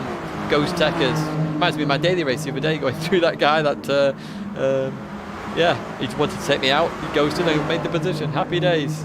Similar sort of thing there. Head towards the chicane then. Can we have a different camera, please? No, apparently not. We're apparently just having this really close-up camera for these 4 drivers. So who's at the back of this then? Lost Shelty up to P12 then. So Misen's had a big issue somewhere. Not sure what happened there. Lost Shelty overtook 2 people in the first chicane. Really? Wow, that's good effort. Really good effort. Effort? What's an effort? An effort. So let's jump to this P3 battle. Trevor Nick's absolutely jumped ahead of all of these now. What's the gap there? 3.2 seconds. We'll keep an eye on it. But, yeah, Trevor Nick's absolutely jumped ahead of Hasnain and Triple 81. And Triple 81 Key here has lost the slipstream. He's just outside of it by 100th of a second. So that is going to cost him severely. And look at the amount of cars behind TLE here. Hake's just in that slipstream and just gets in it there just as we went to TLE. So TLE is going to be under all sorts of pressure from Hake in P6. Further back, we have Lil Nicky side by side with Johnny Rito once again. As they cross the line, start lap number 5 then. And we're going to go to this battle then with Johnny Rito and Lil Nicky. Lil Nicky going to pull back in. It's very close here. Definitely could pull back in. Maybe forcing Johnny Rito onto the outside line. Let's see, it's so close. Obviously we're pinged in there as well. Shouldn't be too bad between the British drivers. In towards the right-hander they go. Johnny Rito's gone too deep again, and Johnny Rito's off. You could consider that his new line, to be honest. Brings all the cones back on. There's a cone massacre once again. He gets a really good run off, but obviously he's lost that position. And through we go. As we said earlier on in the first race, that inside line is so slippy. There's no grip there. There is no grip. And that's what happens. So that gap with Trevor Nick has come down. Look at that. 2.6. Trevor Nick on a mission here, potentially. Not sure whether Skull Crusher had an incident or whatever it might be. 2.8 though. And P3, Triple 81 has caught up a little bit to Hasling there. 0.8 of a second. And that gap's about to get slipstream range. There you have it. Little Crazy the Wolf has name. He's going to be under all sorts of pressure very quickly, although he nails that last corner, so that's an interesting take on all of that. Hake's dropped out massively here, and Lil Nicky all over the back of Hake here. All over the back. Goes a little bit deep, does Lil Nicky. Pulls it back though. Well played. Good effort. You just saw that, and that's why there's a little clip of the barrier there. Johnny Wito just falling back a little bit after that start as well. Johnny Wito was in P1 at the start. P1, P3 to P1, down to P8 at the moment. In fact, who are the big winners in all this race so far? I've not actually looked at that. I've not actually cleared people off the old attendance here. So, who are the big winners? Looking for anybody who's really... Lil Nicky is a big winner here from P13 to P7. 6 positions just into the barrier there, though, was Lil Nicky. Going to lose out on slipstream. Lil Nicky is a big gainer. Triple and TLE a little bit. They've just gained because of that. Johnny Wito, one of the big losers in this race so far. So yeah, Lil Nicky, your big gainer in this race. See what happens though. Yeah, Johnny Wito's going backwards unfortunately at the moment. Just settle down a little bit. Very hard to do in this race. When you are out of sync, you are out of sync. Lost Shelty is putting in some serious times, by the way. He's absolutely flying at the moment. Absolutely flying. Good evening, Papa. Hope you're well. As we just see Johnny Wito there. There's B-Racing 1. There's Psycho Killer. There's Rascal. There's Lost Shelty. There's Forest. And then we're going to have Misen. Now, Misen did an absolutely unbelievable move last race. The Moses maneuver on a corner. I've never seen it done before. I've never done that. There we go. We do have Jazz in the chat there. We'll see what Lil Nicky can do. Let's say Lil Nicky, the biggest gainer so far in the race.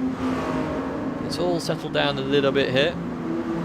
As Hake goes a little bit deep there. In fact, Lil Nicky's just got Johnny Wito all over his trumpet at the moment. We'll see what happens here. To the left we go. Tight line there for Lil Nicky. Gonna have all sorts of pressure, I think, from Johnny Wito with that line. B-Racing 1's coming into play. There's actually a few cars coming into play here. They all push forward. Trev fans in chat as well. There you go, Murray, with the information for you there, folks. If you want to know the difference, that is the difference. And I imagine we'll see that gap going forward, the same sort of gap in between the lobby splits. It's very hard in these conditions. And all drivers are doing exceptionally well. It is very, very difficult to do 12 laps here and not make any errors. Or not make any big errors, to be honest. It's absolutely solid.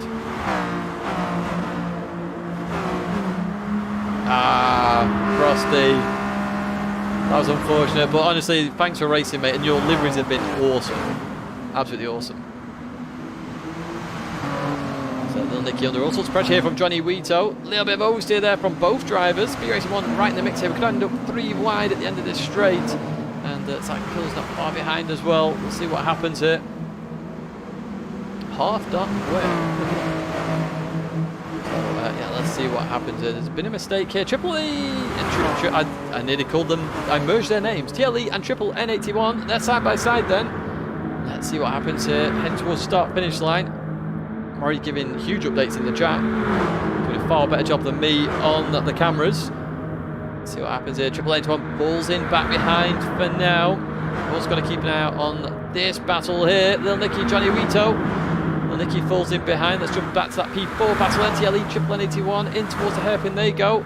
Again, that inside line very slippy. We'll see if TLE can get it stopped. Ooh, Aquaplane. Triple N81 goes. Thanks very much. I'll have the comeback. Triple N81 has absolutely nailed turn 1, I've got to say.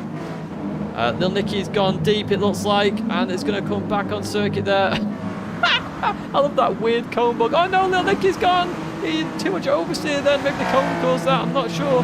Loses a huge amount of time with Rascal and Psycho Killer behind. I think Rascal's making the move on Psycho Killer there. And who's in P12? It's Lost Shelty, who is still on a mission here.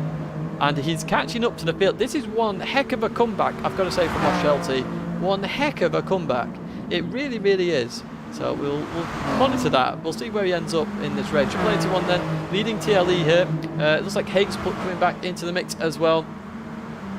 And so through the left we go. Glad to hear you're enjoying this, Eric.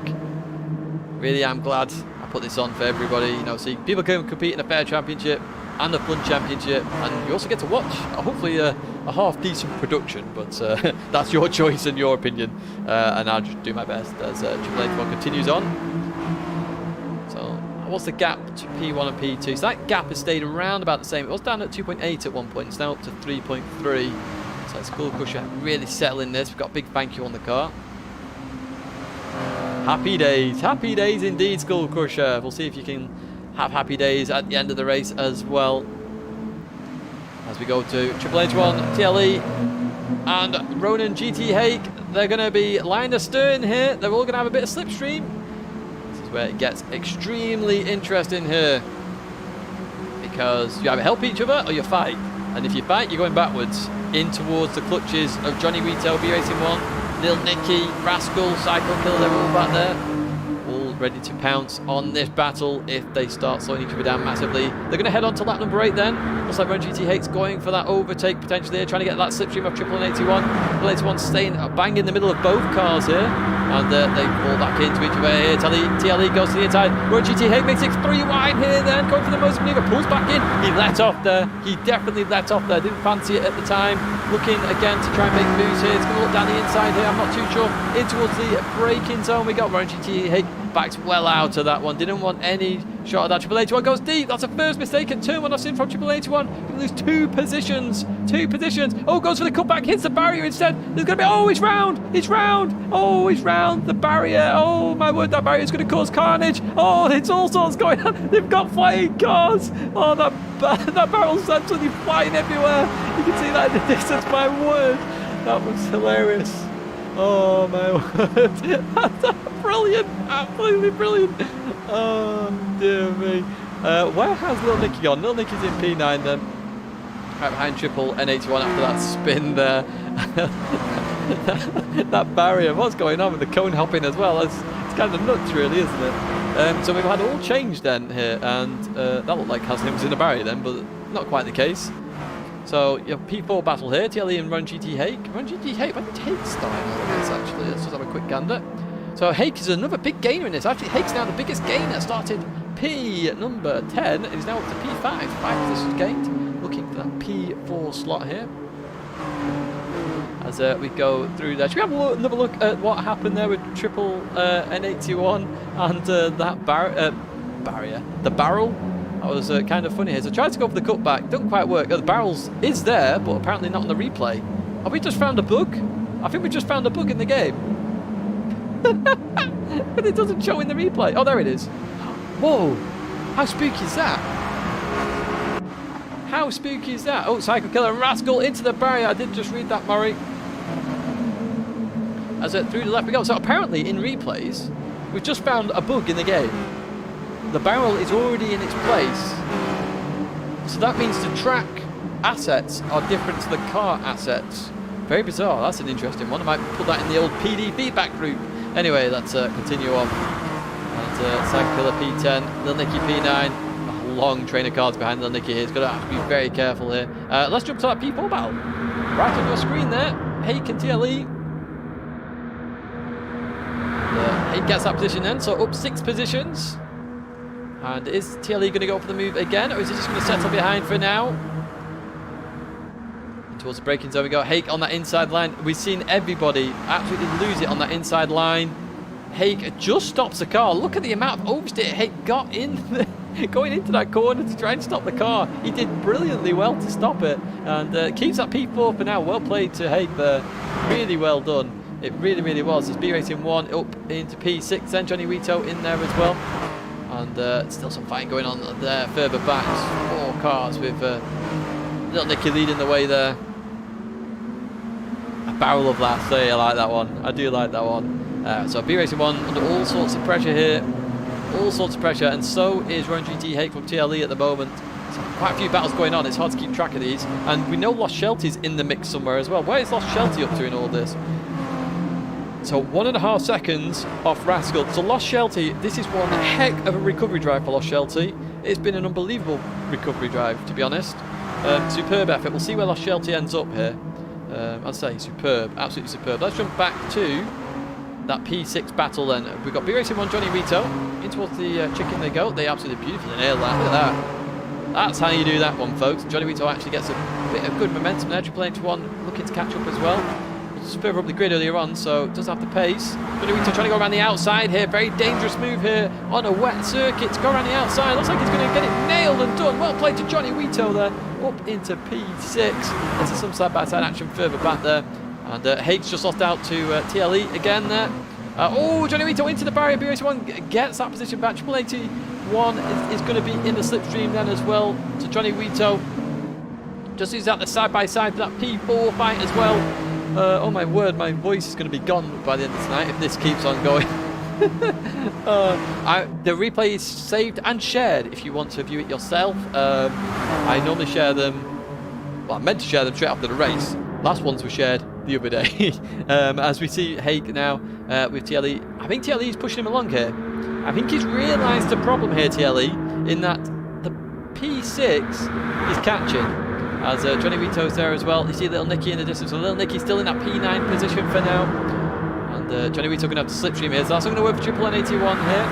But Johnny Rito's going to have an absolute overrun and a half on B Racing 1 here. You can see that now goes towards the inside, but the outside for turn 1. In towards the braking zone they go.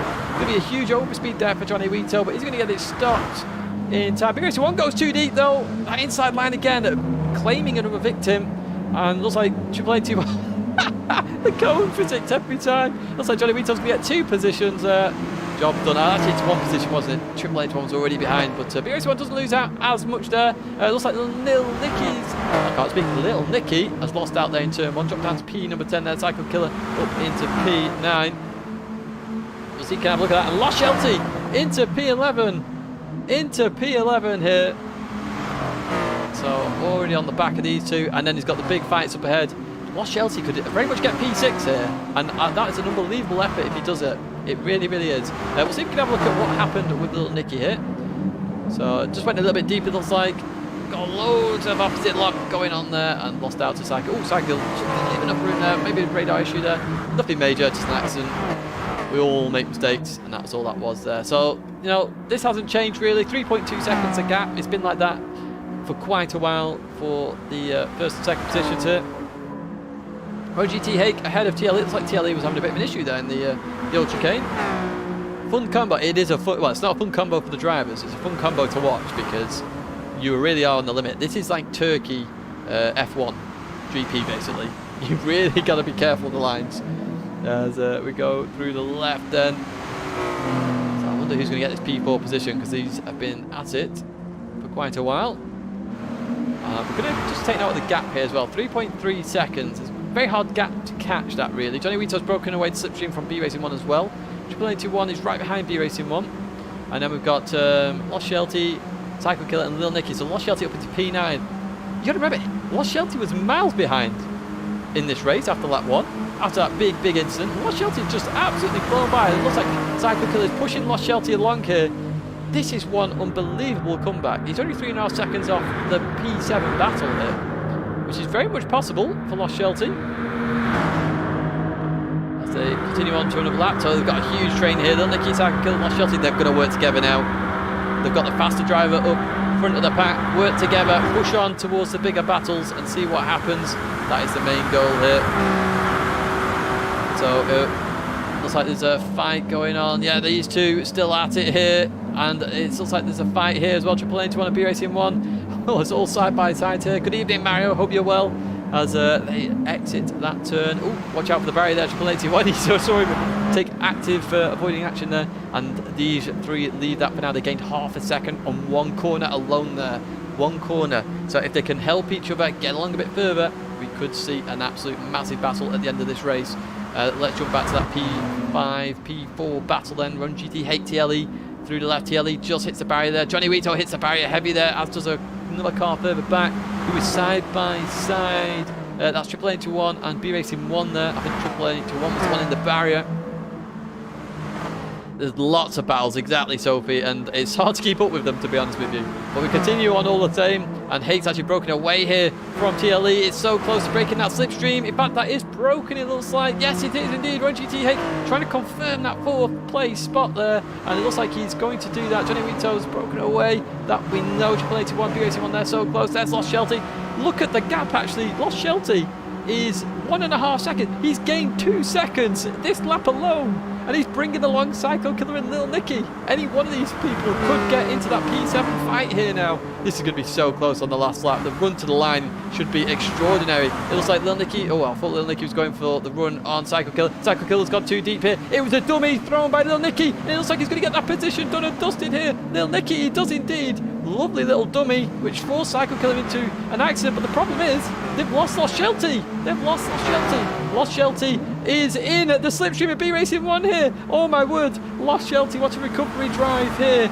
Oh my word, this is going to be one insane last lap of the race. So where is the main battles here now then? So I think Hake's broken away. Hake hasn't broken away. TLE is still in that slipstream here. I don't think TLE will go for it at the turn number 1. It's going to be very close, so he's going to have a huge overrun on Ronan GT8. Well, let's see what happens. Let's see what happens as they go into the final lap here. You have to be careful. There's a huge gap to the front three here. I've got to speak. TLE goes for the move on the inside, then dabs the brake a little bit to try and get that car straight before the corner. Oh, he's into the barrier there. And it looks like Ronan GT Hake are going to stop it on the inside. Looks like he's got a huge overspeed there, and that's what the barrier was for.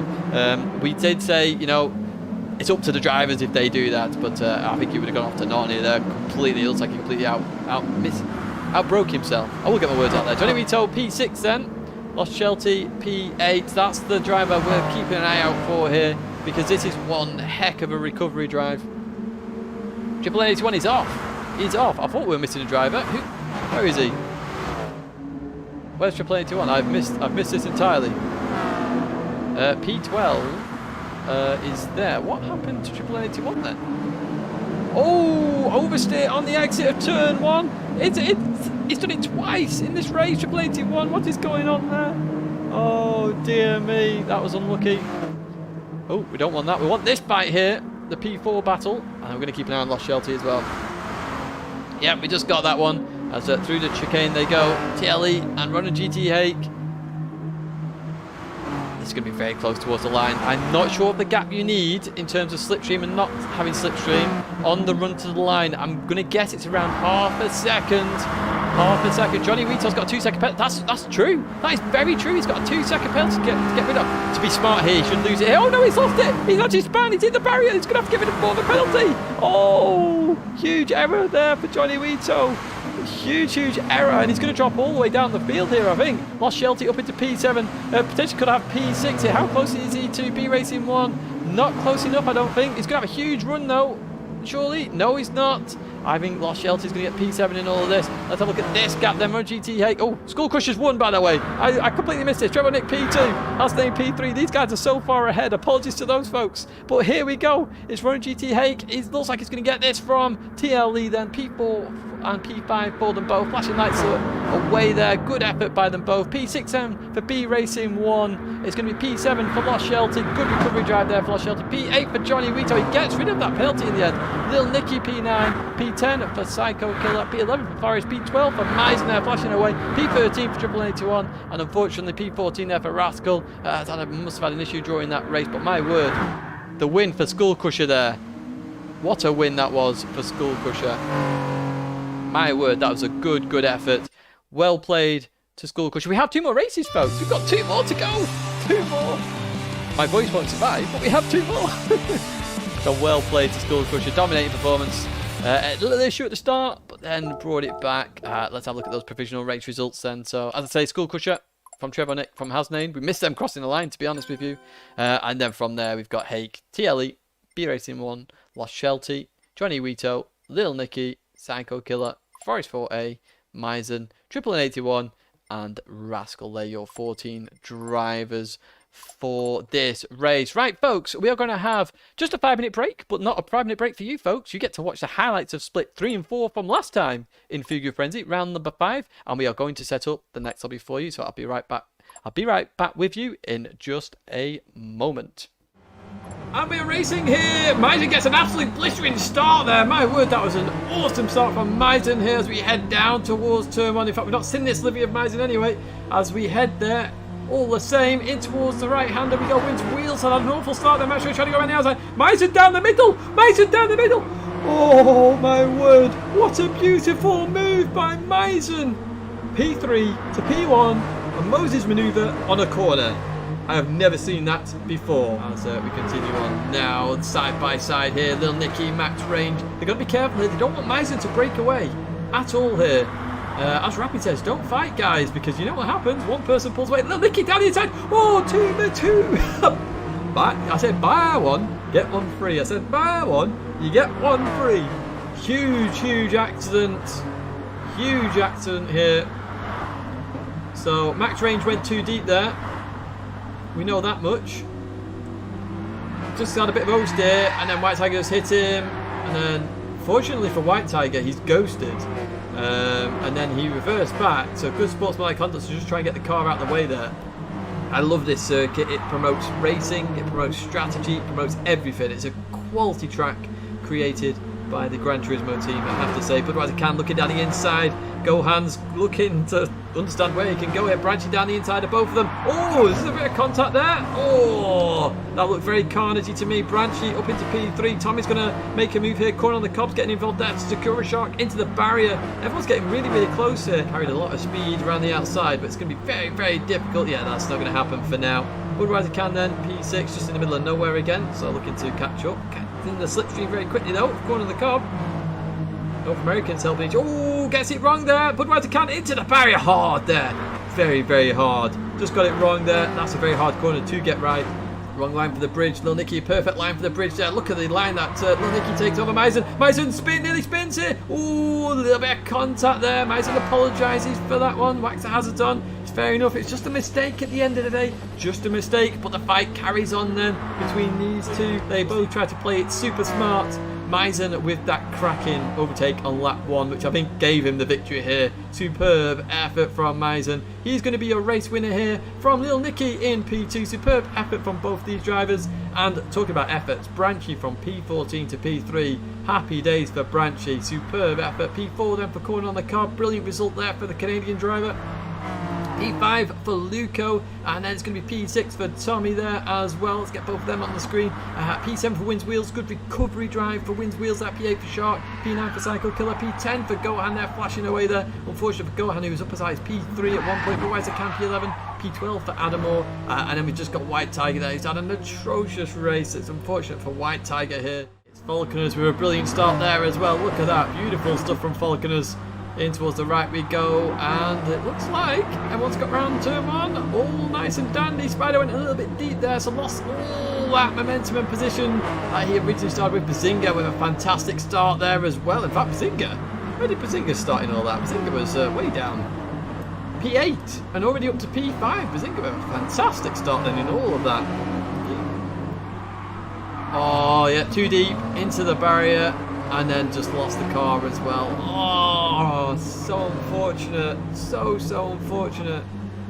So heading down the bridge then, in towards the left. What actually happened to Rascal? Broke at the right spot. Oh, it's a slight tap with Bazinga.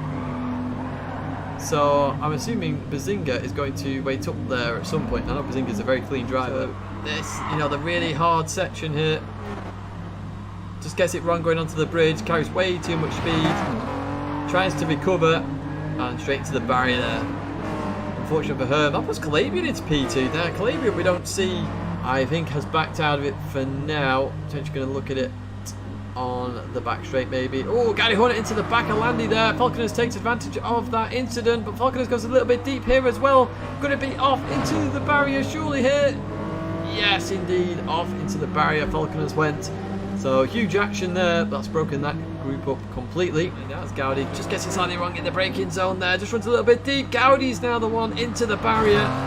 Gonna have to try and pull it back on, does indeed. Falconer's got a huge run on Gowdy, gets up into P10, and then Falconer's surely got a run on Landy there as well. Look at the gap going down 6/10. So we're sort of a breathing, a breathing area. Rascal's just gone off and span round. Oh, Rascal was pushing so hard. But oh my word, it's just gone round. Oh, it's spun round again. Andy Reid's up into P4 now. Andy will be happy with that. So let's have a look at this. Semicolon comes down towards the last corner here. Pinole out on his own here. And too deep. Hits the... Oh, the old grass trick there where you slightly clip the grass. And yeah, you spin out. Let's have a look at what happened to Calabrian then. Calabrian into the right-hander. Oh, too aggressive on the throttle and crashes out. Manages to stop the spin at least. But that gives Bazinga P2. Bazinga up into P2.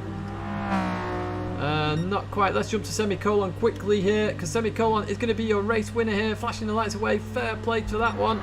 Let's jump to... Ah, I've lost them. Spider did make the move there on Falconers. In towards that left-hander. Apologies. Oh, the right-hander, sorry. Let's jump to P2 then. For Bazinga, flashing away. Great effort from Bazinga. P3 then for Calabrian. P4 for Andy Reeves. This is brilliant stuff.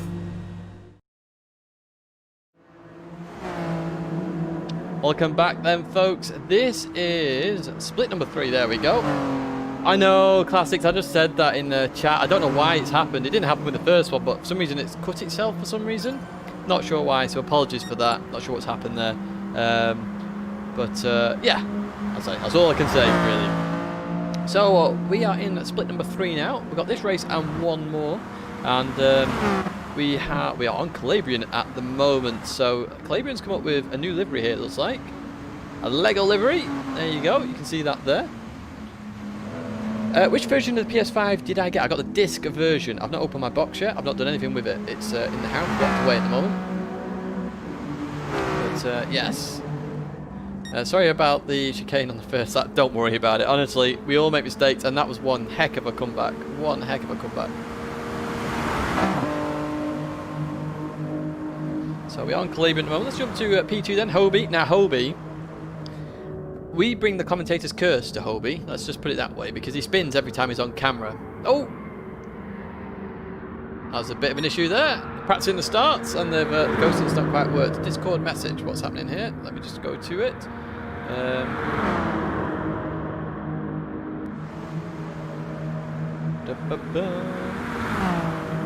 What's happening here? Okay. You're about the results. Oh, hang on, Murray. Oh, okay. Cheers, Murray. Thank you for that. Thank you. If you buy an R8 one day, will you have a solid roof? Will it be the Spider? I actually don't know, Hansa. I honestly do not know what's going to happen with the R8 in the future. I'll say I really want one if I can get one. I'll work my butt off at work to try and get one, but it is what it is. Tidge, will you sell your PS4 and just transfer all your data? I'm not selling my PS4, no. I am not selling my PS4. I keep all consoles. I've got every version of the console. I'm actually doing something with those consoles, actually, weirdly. I'm going to add the PS2 and the PS3 together to get another PS5. Well, no, I'm joking. That's small guy for you, folks. Oh, dear me. Tidge with all the jokes, yo. Tidge with all the jokes. Just a semicolon then. In that yellow livery. My race is sponsored by vodka. I had a lot of them last night, so I'm drunk. Ripper Rooney there, ways. Semicolon flashing away here.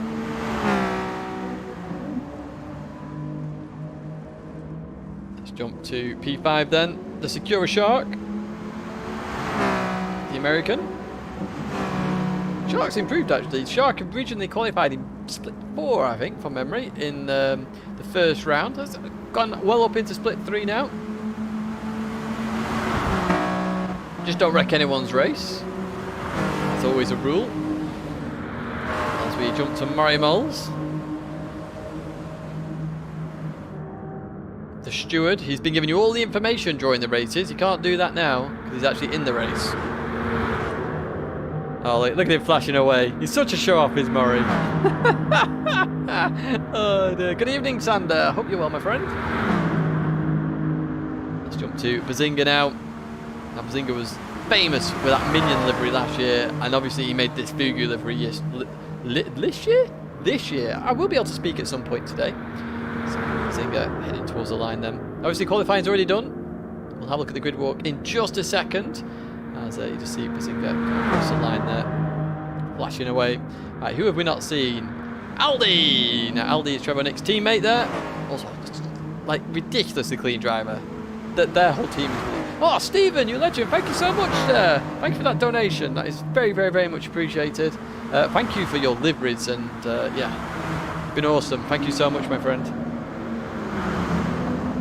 But yeah, Aldi, like Trevor Nick, just ridiculously clean. Like, if you're ever racing these guys in the FIA or any race, you know you're going to get a clean race out of them. Right, who have we not seen yet? We've seen Murray's Falconers, the New Zealander, the Kiwi. To the left. The silver livery there.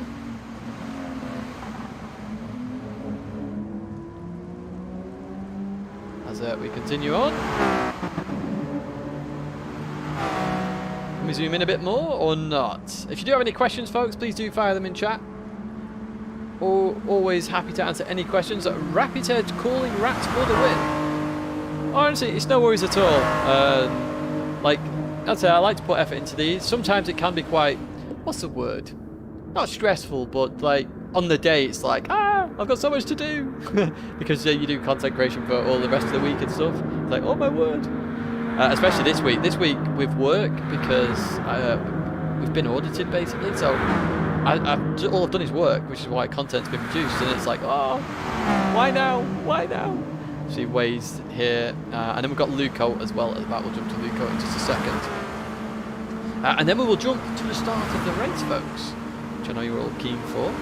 Let's jump to Luco then. Is it still the Heineken machine? Let's have a gander. I think it is. I'm just going to put starting soon, so they are all aware.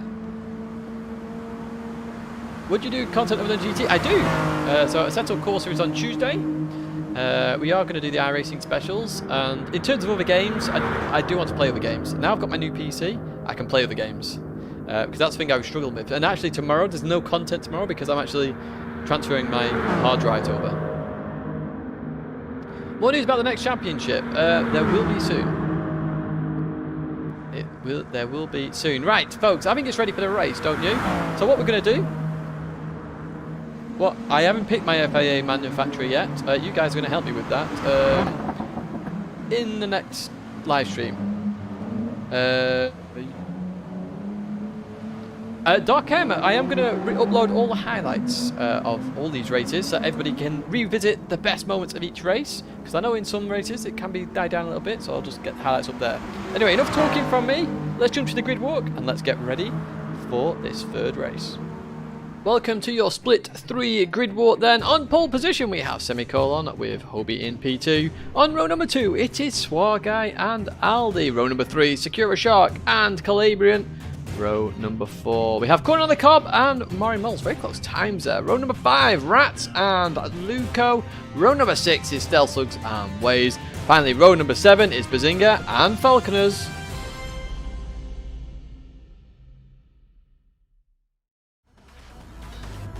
Here we go then, split 3 folks, you saw the grid walk there. And we're going to get ready. I will talk about my manufacturer again in the race, great para, don't worry. Just get ready for the start of the race, first of all, Semicolon, then your pole position man, swipe right to overtake. A Tinder machine, we've seen it all now, we've seen it all. Exactly Blake.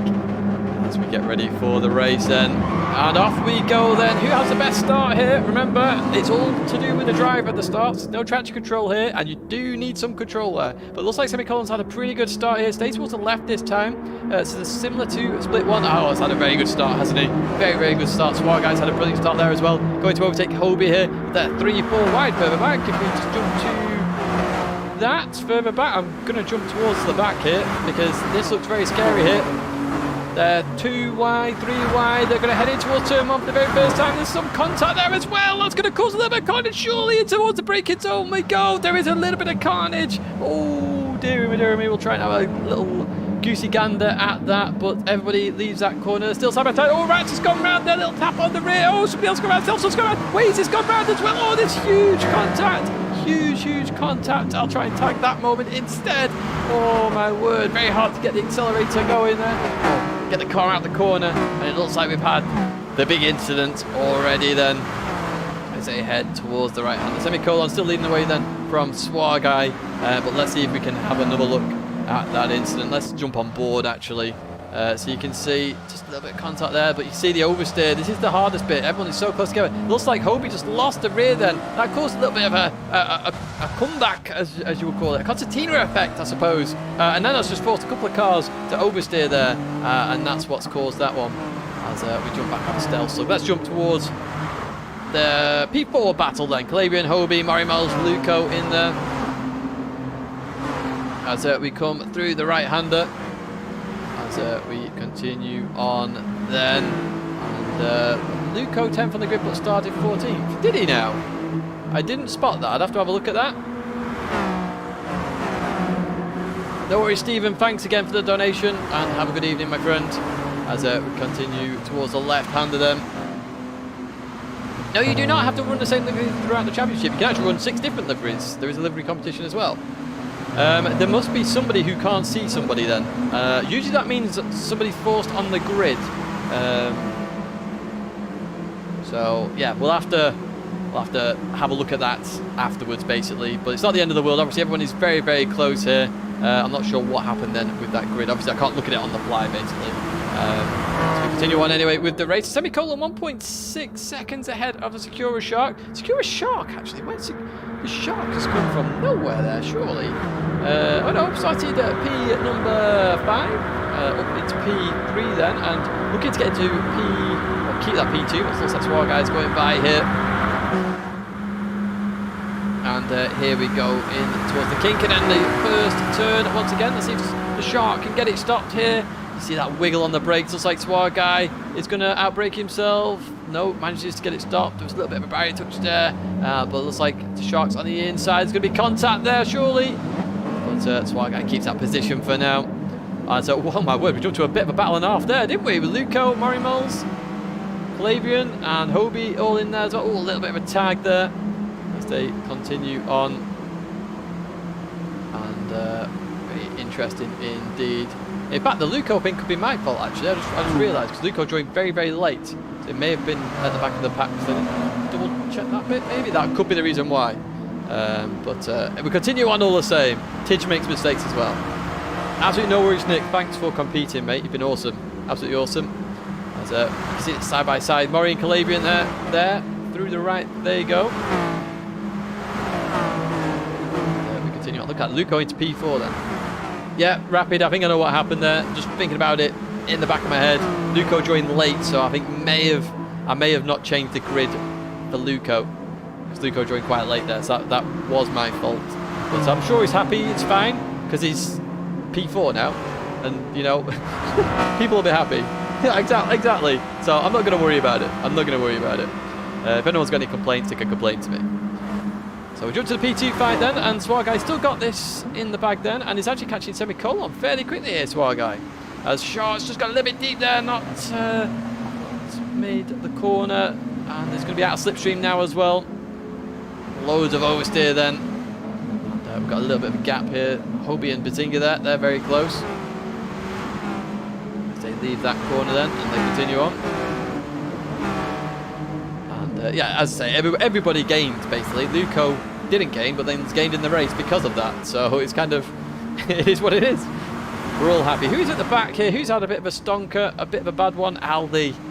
Aldi just had an awful one, hasn't he, really? We'll see what happens there. You see the train going by in the background. So there's a big battle going on here. I'm trying to work out who it's between. I was on that then, wasn't I? So it's just Hobie and Calabrian at the moment then.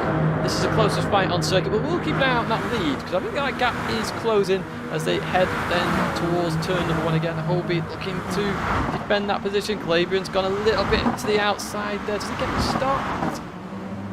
Does indeed, does indeed. I didn't think he'd get it stopped then. We know what it's like, that first turn. It's very deadly if you get it even slightly wrong. Oh, gets it wrong in the exit though. Gets it wrong in the exit, loses a bit of time there. Bazinga's going to be all over his trumpet here. That's good to know. My hard drive has run out of space. Thank you, hard drive.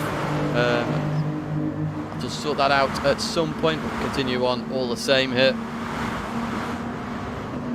And towards the right we go. Try and sort this out on the fly. Good old hard drive being plebby, as always.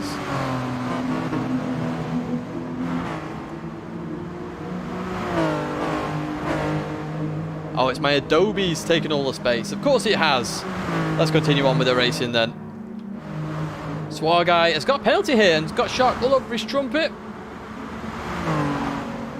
Oh, cheers, Nipper Dog. If everybody's noticed, is this race live now? It is indeed. That's why I'm suddenly gone quiet a little bit, because my Adobe's decided it wants to take up all my storage space, which is very kind of it, but not the best time to do that, to be honest with you. But hey, what am I going to do? Can't do anything about it now, so we just carry on. Good old Adobe. Anyway, Swar guy in P2 with a penalty. Can take that off. They are catching semicolon here as well. So 1.3 seconds, that gap was higher. Obviously it's going down during this race so far. So Swar guy is on a bit of a mission here. We'll actually see the fastest lap at the end of this one, because semicolon's going to got the fastest lap. I'm pretty sure Swar guy is gaining there. Right, let's jump to some battles here. I want some battles, as I can see one further back here.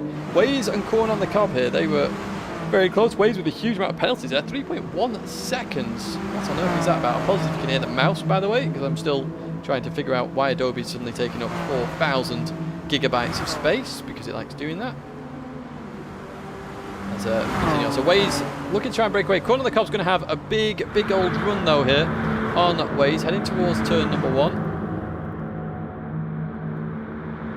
Let's continue on. Let's see who he is. Is Corner of the Cob going to go for the move, or is he going to push him along? No, going to go for the move here. Down the left hand side we go.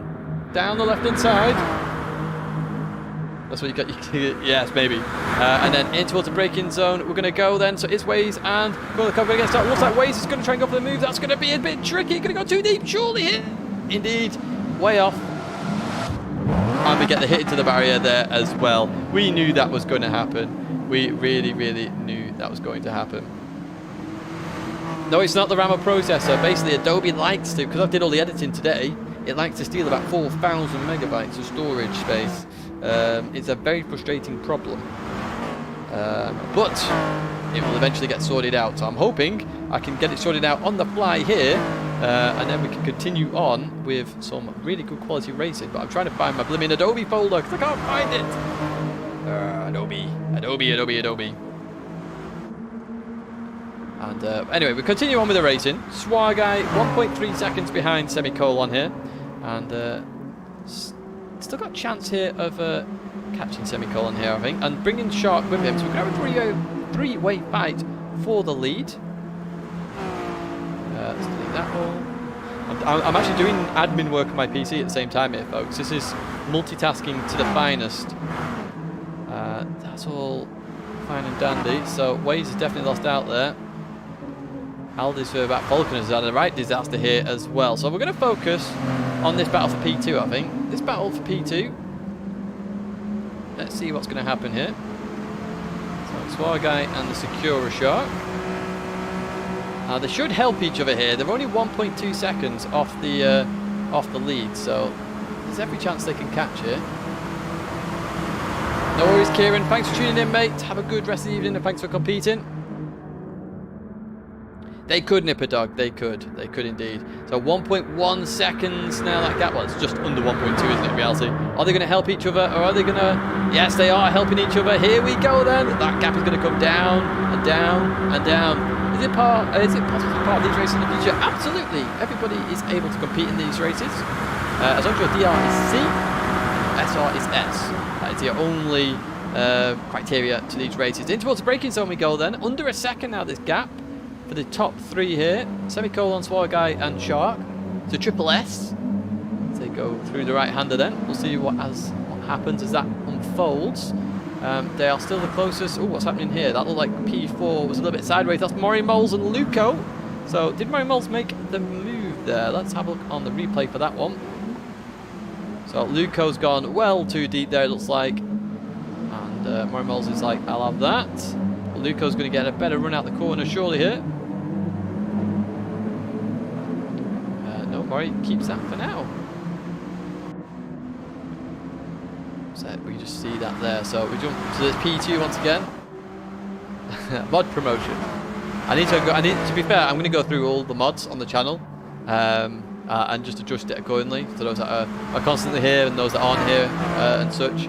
And then we can obviously have a constructive channel as we head towards the chicane. All the same, through the right we go. That gap has just increased again to 1 second. But I think with Shark pushes Swagai again down that start-finish straight, I think we're in for the fight then. We are in for the fight. So let's see what happens. The fortunate thing here, folks, is while my storage failed, there's not been a huge amount of action here. So I've managed to get this pretty much sorted, I hope. Because then when it does happen, we can continue on, obviously. Sell me that rig. Yes. Well, I now have 3 rigs in my cabin. Was 1, then it's 2, now it's 3. So I do need to get rid of my old R seat. I need to clean it up tomorrow. That's one thing I'm doing. So for you know, just a side note while we get ready for this racing action, I'm sorting out my computer tomorrow, so there's no content tomorrow. We're back on Monday with our usual race guide. So keep an eye out for that. Right, we'll start recording this again as well. Anyway, Swagai and Semicolon. Here we go. Line astern here. So is Swagai pushing, or is he going to go for the move? It looks like he's pushing for now. Maybe trying to break away from Shark this time. You can see them getting closer and closer and closer. Shark just in that slipstream now. Under half a second though. I'll take the other spare as well. The other one isn't a spare. The other one is a little secret, actually, that you are going to get a video on. Anyway, in towards the break-in zone we go. Swagai down the inside. Semicolon. Oh, there's contact. There's huge contact there, but I think they survive. I think they survive. That was Shark just into the rear of Semicolon there. They all survived there. My word, that was interesting to say the least. Let's have a look at that one on the old replay here. That was a good jump on board with Shark. That was interesting because that was full on sideways there for somebody. So heading in towards the braking zone. Look at the overspeed there. Semicolon came off the brakes to stop the car. Look at that for unbelievably skilled driving that was. He literally came off the brakes, let the wall do the work, came off, and then happy days. And everybody survives. We continue racing. We continue racing. And we've got Murray and Luco. They're still fighting here. So it's another strong battle on circuit. Murray, lovely little apex there. Lovely little apex. Yeah, it's meant to end on the second. Who knows when it will end. But yeah, unbelievable save. That's one of the saves of the season, I think, really. I've never seen a save like that before. It's one of those Max Verstappen saves, you know, where he adjusts the brakes and does whatever accordingly. Beautiful save there. Beautiful save. And they all get to continue racing. So, you know, happy days for them all. I'm just going through the grid here. Everybody's sort of on their own here at the moment. So our main fight then is for P1, which is the best fight, I suppose. It is the best fight. But Swagai just pulled away a little bit here. So Shark and Semicolon need to work together now. Get in that slipstream. And then push along to get into Swagai's slipstream here. That's all they've got to do. See the other two in the background. Let's see what happens and let's see what Shark decides here. I think Shark will push Semicolon along, especially after that last incident, which obviously lost them the slipstream in the first place. We will see what happens though. As they head down the hill then. So yes, indeed, look at that big push along there. I think that was a big push. Yes, there we go. Look at that gap suddenly come down very, very quickly here. Down to 1.1 seconds. And then it's going to be down into the ones. And then we're going to be under a second very, very quickly here. As we're going to head towards turn 1. So are they going to get into that slipstream before turn 1? I think they're just going to be just out of it here. So Shark is going to be very careful here, I imagine. Going to brake extremely early, potentially. Nope. Outbrakes himself, I think there. He's completely outbroke himself there. And in he goes. He's completely off into the barrier. That is Shark out of that fight then. But is Semicolon in the slipstream of Swagai? No, he is not. So a little bit of separation now between these three. Got this battle here. Hope he's catching these guys up quite quickly. There's going to be a three-way fight here very, very soon here. Moimels, Luco and Hobie. Oh, wow, Matt. Wow, wow, wow. A hoax. That's kind of scary. I usually stream, I can't stream our race for a couple of weeks. You want to do it? My voice is going to need a rest after tonight. I'll be honest with you, Anakin. Is that Anakin Skywalker? Use the Force, Anakin. I know it's meant to be Luke, but we'll just go there. Anyway, we continue on with the race. What's this gap looking like? 0.9 of a second at the moment. So, you know, this is very close between these three. Shark actually has the fastest lap. So we were talking about the lap times reducing on a per lobby basis. So obviously in split 1, they were in the 22s, split 2 were in the 23s. I'm expecting these to be in, 24s. We've got some 25s in there. This is exactly what we're expecting here. So we'll see what happens then in the final split. As we head up towards the left-hander then. These three leading the way. Swarguy, Semicolon and Shark. Swarguy's had a very good race here. Very good race. Where did Swarguy start again? Just from memory. Started P3 up to P1. Who is the big mover here? So I'm looking for big movers. Luco's the biggest mover through accidental means. And who else? Bazinga is another big mover here. P13 to P8. That's another big move there. They're the two big movers. Could I show the epic save again? Potentially. If I go on board with Shark and do this. Nope. Nope, this was the going too deep moment. I've lost it, unfortunately. This is where Shark just goes a little bit too deep. We saw that. That's that overspeed you can get when you don't get the braking right. Oh, wow. So close to Swarguy. I bet Swarguy pooped his pants a little bit there, my word. Oh, look at this. Shark's just gone down the inside of Semicolon here. And actually got it stopped this time. Oh, they're very close. Look at that. They both saw that on the radar. Good radar usage by both drivers there. Loved a bit. Oh no, Semicolon's into the barrier. Oh, Semicolon's into the barrier. Loses out on the P2 then. And he's going to get dragged into that Morimel's Luco Hobie battle. Oh, no, no, no. Oh, that was unfortunate. This split reminds me of F1 races. A little bit more spread out. Yeah, it's a standard thing. Especially, it's like the Turkey Grand Prix. Like, the racing's exponentially... The wetness, you know, amplifies everything in this race. It really does. The slightest bit of misbraking and you're off. The slightest bit of misacceleration, as we just saw with Semicolon, you're off. You're off, off, off, off, off. And as we go down the splits, obviously that happens more and more often. It's just the way it is. As we continue on then. Semicolon looking to try and break away from that group fast, I imagine. Doesn't want to be involved in that. I'm sure Mori does. Mori had an absolute stinker last time, but he's having a much better race this time. 4 cars there in your view. So, guys, looking like he's going to win this at the moment. Looks like he's going to win this. So, great power. You did ask about my manufacturer earlier on. So, what I'm going to do tomorrow is, as I say, there's no content creation tomorrow. So, don't expect any content tomorrow night. What's going to happen is I'm actually going to put a vote up of 4 or 5 manufacturers, and then I'll just pick the best of those. And these are all going to be good manufacturers. I'm not going to go with a plebby manufacturer, I hope. I'm going to look at the rounds and try and get a decent one. We'll go from there. Yeah, Luco P14 to P5 is the big mover. Like, weirdly, it's like the big mover, but an unintentional big mover, if that makes sense. Anyway, we continue on with the racing. So Mori is just outside that slipstream. So this is where Luco needs to push Mori on here. So to do that, they're in a fight for that P3 position. Now P3, P2, P1 all have a 4-point difference versus P4, P5, P6, which is a 2-point difference. A 2-point difference there. So continue on. Yeah, Luco is pushing on now. Here we go then. They're going to end up in that Semicolon slipstream, which is not what he wants. There it is then, under that 7.5 temps that is programmed into the game. Oh, naming manufacturers out now, are we? And towards the braking zone we go. To be fair, Hobie is not far off here as well. Please don't spin, Hobie.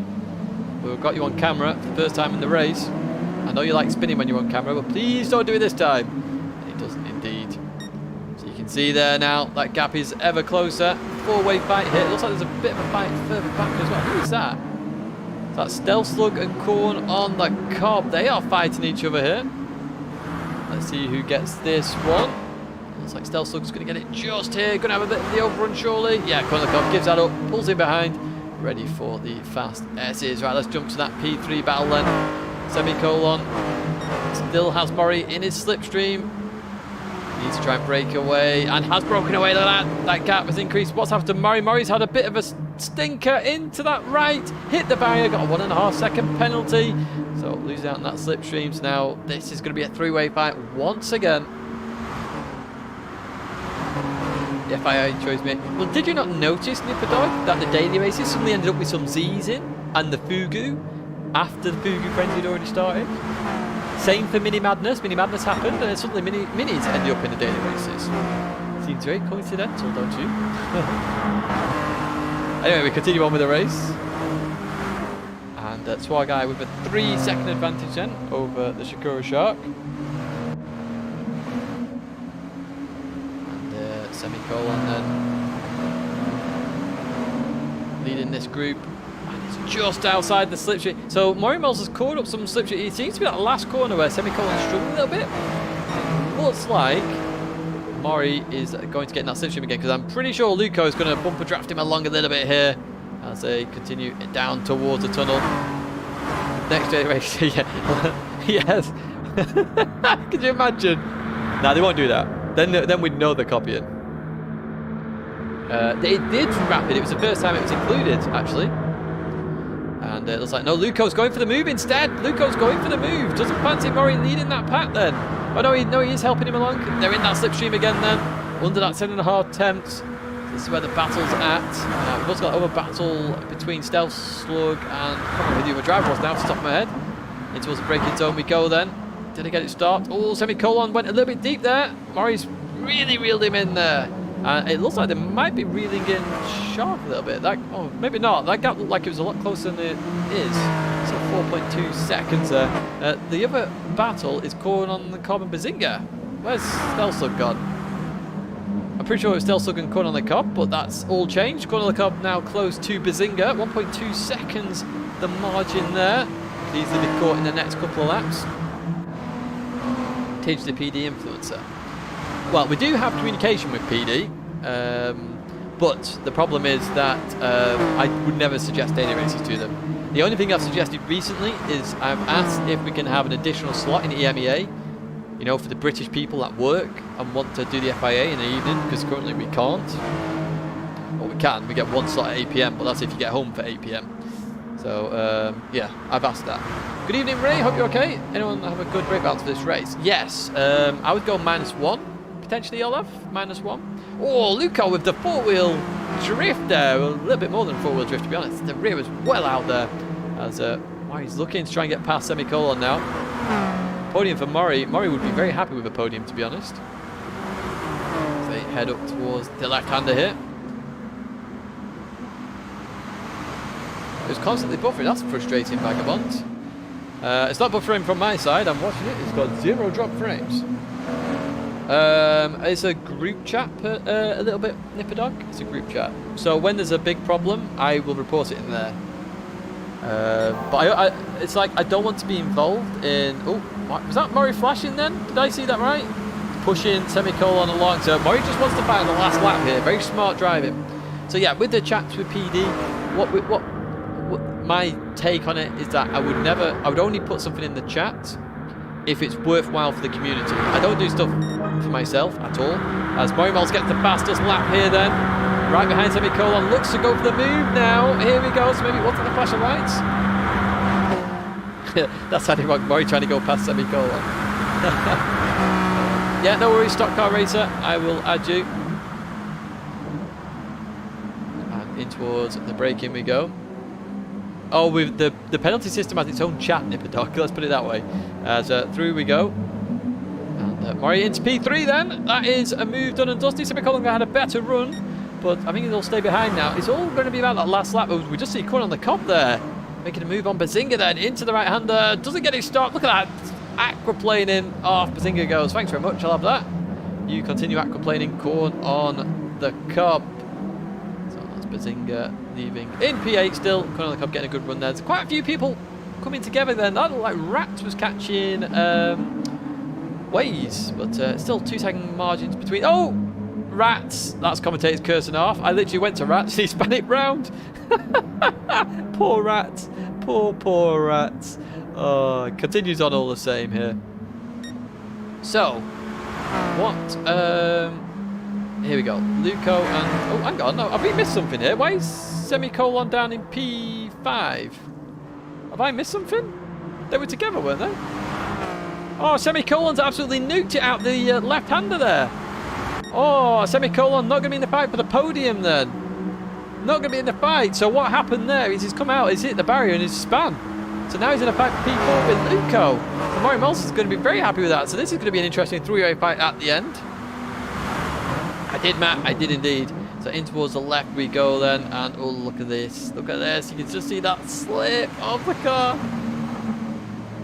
It looks like that everyone, the driving school episode was purely for these drivers, to be honest with you. As we continue on out there. I just didn't do it in the Fugu because I thought that was too easy and too related.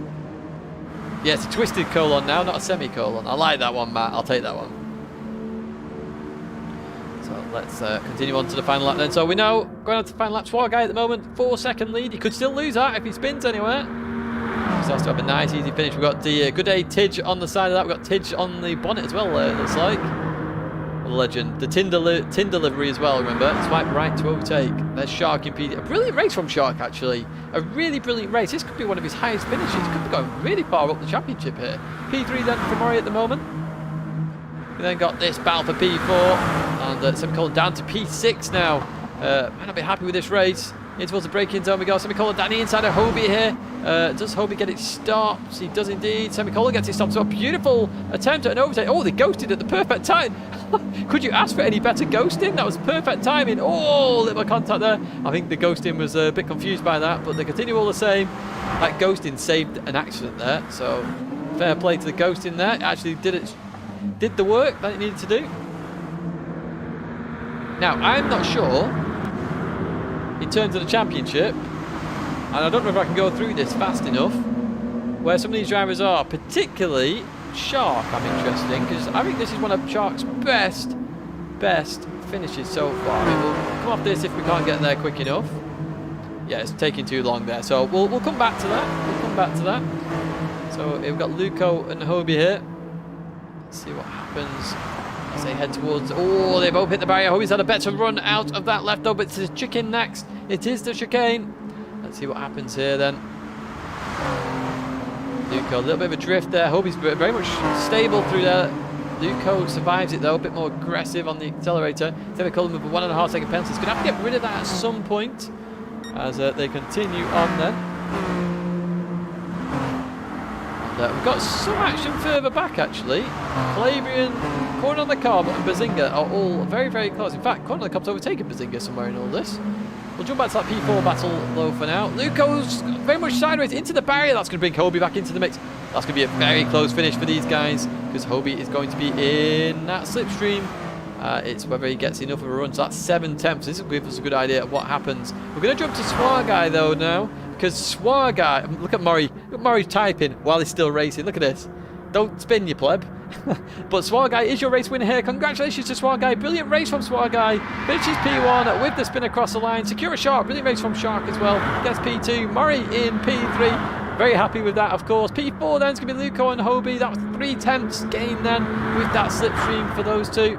And then it's going to be Semicolon in P6. Probably not going to be very happy with that one. Just incidents. So P7, we've got Calabrian and Corn on the Cob. They're going to have a race towards the line here. Under a tenth for a second here. They head towards the line here. It's going to be very close. Under half a tenth. It's going to be very close on the line. It's Corn on the Cob just there by 21 thousandths of a second from Calabrian.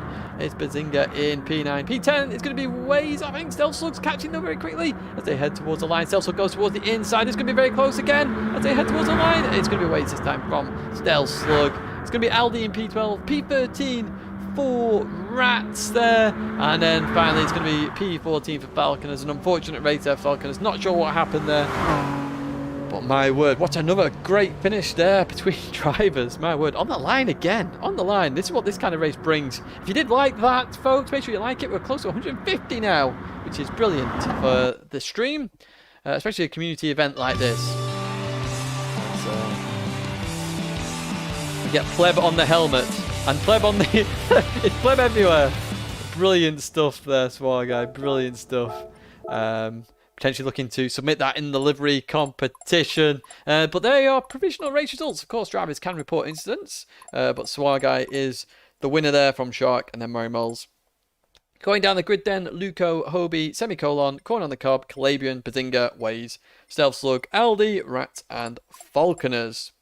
We are going to have a bit of a 5-minute break now before the next the next race. I don't know if I've sorted out the countdown, actually, just thinking about it. Hopefully the countdown's sorted. It might be a bit off otherwise, but yeah, I remember editing it, but I don't remember rendering it. We'll find out soon. But as I say, I hope you enjoyed that one, and I'll be back with you in just a second.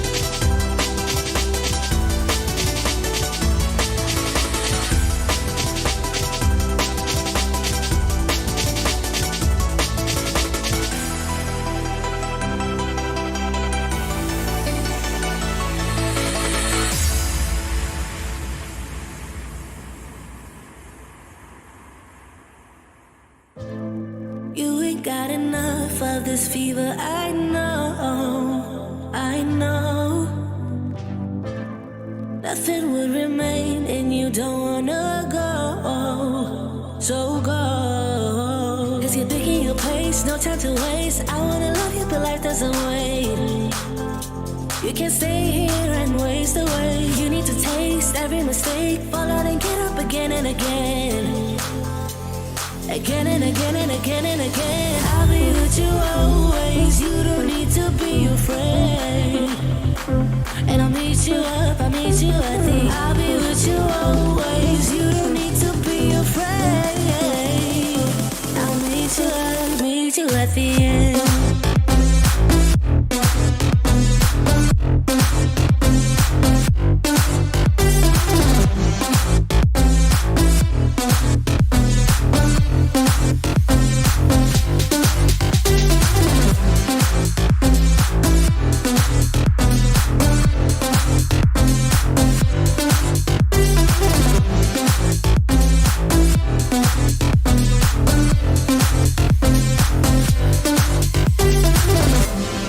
Don't you know what happens to dreams you don't follow?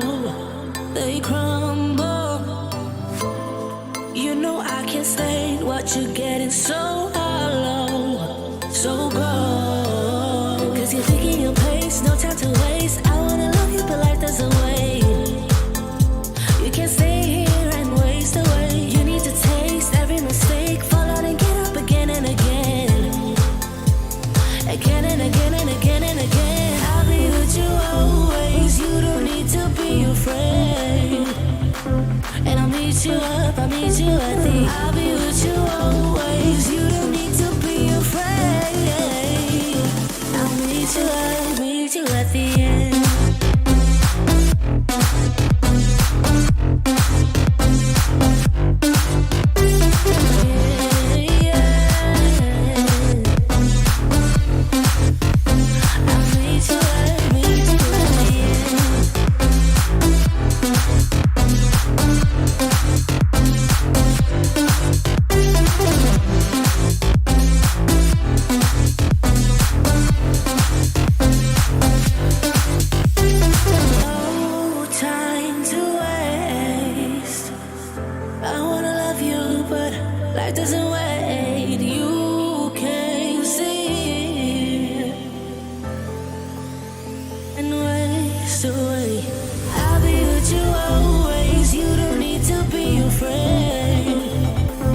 I'll meet you up, I'll meet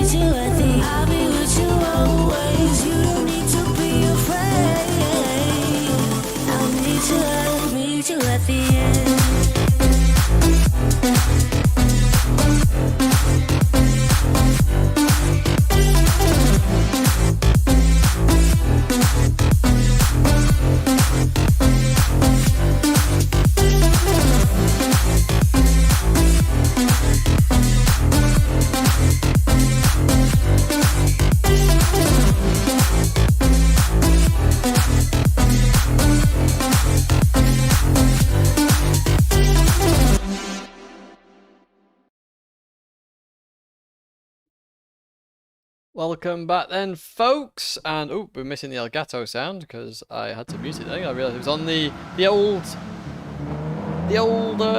break there. I knew the timing was wrong the minute I saw it. But we are back. Oh, Stock Car Race has gone round here. But we are back with Split 4 then, the final race of the night, of the championship, of the season is upon us now. Split number 4.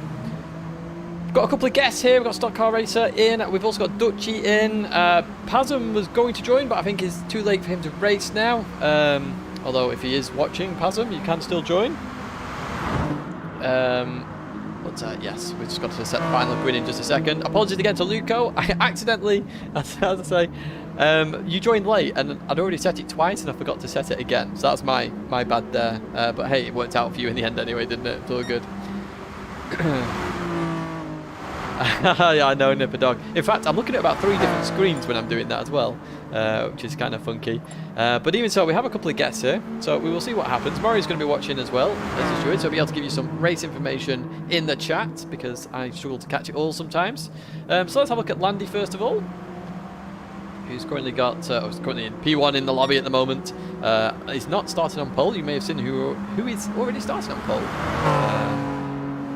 It should be an interesting race, this one. So quite a number of these drivers didn't qualify but wanted to do the last race. Qualifying was obviously last week. Half of it was streamed, half of it wasn't streamed. It was very interesting to watch on stream, actually, just seeing, you know, people's reactions to some of the mistakes and stuff. The added pressure for some of those drivers. There's Landy. Oh, my throat's just made a weird noise. How about that, folks? Probably because it's like, oh my word, Tidge, it's sore. Stop talking. But we've got 12 more laps to go. Stock car there. Let's jump to Hansa then. In the Leprechaun livery. Oh, Plebercorn, sorry. Plebercorn. Oh, no. So have you seen what's on the back of... We've got to do this now. We've got to do this. Do you see that on the back there? It says Sig Nevent. So, anybody know Bathurst on the right side, approaching the chase? I always call it that. It only announced to me very recently on Twitter that actually says Sign Event, not Sig Event. So I just randomly learned something new 3 years into the game. But yes, that's Hansa with that. Well played with that one, Hansa. Really well played. Oh dear me. We'll jump to Tommy next. You race far better in the practice. Well, it's the added pressure of being in the actual race. It's the same in FIA races. Let's have a look. Tommy, I'm on the side of Tommy's car there, if you notice, doing some form of funny thing with the steering wheel.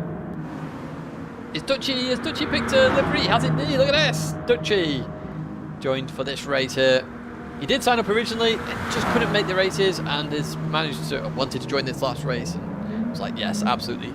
Dutchy's organised a lot of races in the past in Gran Turismo, from GT5, I think, onwards. I mean, I've commentated some of them. I think the last one I commentated on was a Nürburgring 2.4 hours. So we had 3 classes in that event. It's famous for when Pazum ran out of fuel. And yes, Pazum was meant to join this race, but apparently it's too late for Pazum. So unfortunately, he's not in. I'll say, Pazum, if you are watching, you can join. Let's now jump to Gohan. I don't think we've had a look at Gohan yet. Also in a blue. We've got a lot of blue cars in this one. A lot of blue cars. There we go. Flashing away is Gohan. Gohan's had some brilliant races and some not so brilliant races. Had some brilliant moves. He made some mistakes as well there. We'll see how Gohan handles tonight. I must admit, was it 2 rounds ago where Gohan had one of the best races I've ever seen from Gohan? Like, really it was. It was like unbelievably amazing. It really was. So you can see he's Scottish, of course, on the top. Dutch driver, exactly. We'll jump to Andy Reeves then. So if you saw before, Andy Reeves is actually the person who has qualified on pole in this split. The blue and white machine. Again, another blue car. We're going to struggle to keep track of these. I know, Jan. I am going to do that. I am aware of that one. Thank you so much, mate. And we'll see Andy coming. I love this camera. It's a brilliant camera. That's why I used it in the intro. It's a brilliant, especially when you see the brakes squirming a little bit there. Now, who haven't we looked at here? We've looked at Herm. No, we haven't looked at Herm. We're on Herm now, though. Herm 977. Saw him earlier on in the highlights. See what kind of livery is on here. We've got Gowdy Hornet and Jedi Jonah as well. Ollie Polly. We've not looked at Ollie Polly as well. Martini livery there. Lovely stuff. Let's look to Jedi Jonah then. Next on the list. Blue and yellow. Is this the BTCC livery? It is indeed. Renault Laguna. Who remembers that? Tocker. Good old touring cars. How about that? Let's jump to Gowdy Hornet then. Is this the Garfield machine? It is indeed. Gowdy Hornet in that Garfield machine. Brilliant stuff. Also a senior steward in the championship. Obviously for stewards are allowed to enter and race. If you're in an incident, the steward can't steward his own incident, obviously. But Gowdy's been in some good battles throughout this championship. Does that say whiskers on top? Not actually sure. I thought Garfield liked lasagna. Let's now jump to Ollie Polly then. You are more than happy to join. Everybody's more than welcome to join. This is a community championship. It's why I've made it. It's a community championship. It's not for me. I'm not racing in it. I'll try and put as much effort as I can into them. And we get the outcome as we see here. So again, like at the end of the year, I'll look at different ways to improve or change. Maybe I put too much work into something and not enough work into another bit, and I look at that. We see Ollie play there. Right, let's get this grid sorted then. Make sure we've got all the drivers, and then we'll get on with this final race for you folks. Now, how many drivers should there be? There should be 11. We have 11 drivers. That's always a bonus. So let's just make sure we've got this right. That's all golden so far. And then we've got Ollie Polly. Yes, perfect stuff from that then. So, who is ready for the final race then? Who wants the final race to kick off here? I know, I've seen the Fugu Hooters. Good evening, Wizard. Hope you're okay. I'm just going to let the drivers know we are starting soon. And then we will begin. So, yeah, make sure you're in Discord. Yeah, Nippy Dog, you've got to put the form in. So I don't answer my PSN messages on PlayStation, on LZR Titioning. Now, the reason I don't answer them on that LZR Titioning is because I don't get alerted to them. So, the main thing, the main way to contact me are via Discord. If you tag me or DM me on Discord, I will answer. I won't answer straight away, but I will answer. You can also obviously tag me on Twitter, and again, I will answer. It might be a bit delayed, but I will answer eventually. Take a look now. Take a look now. Where in chat? What? What's kicking off there? Right, I think we are ready, folks. Let's get ready with the grid walk then, and then we will jump into this final race. Welcome to your final grid walk of the championship then. On pole position is Andy Rees with Tommy in P2. Row number 2 has Landy and Herm. Row number 3, Gohan and Hansa. Row number 4 then, we have Gowdy Hornet and Ollie Polly. First in the non-qualifiers there. Row number 5 is Jedi Jonah and Dutchy. And finally, row number 6 has Pasm, a special guest along with Dutchy. And that is it for your split 4.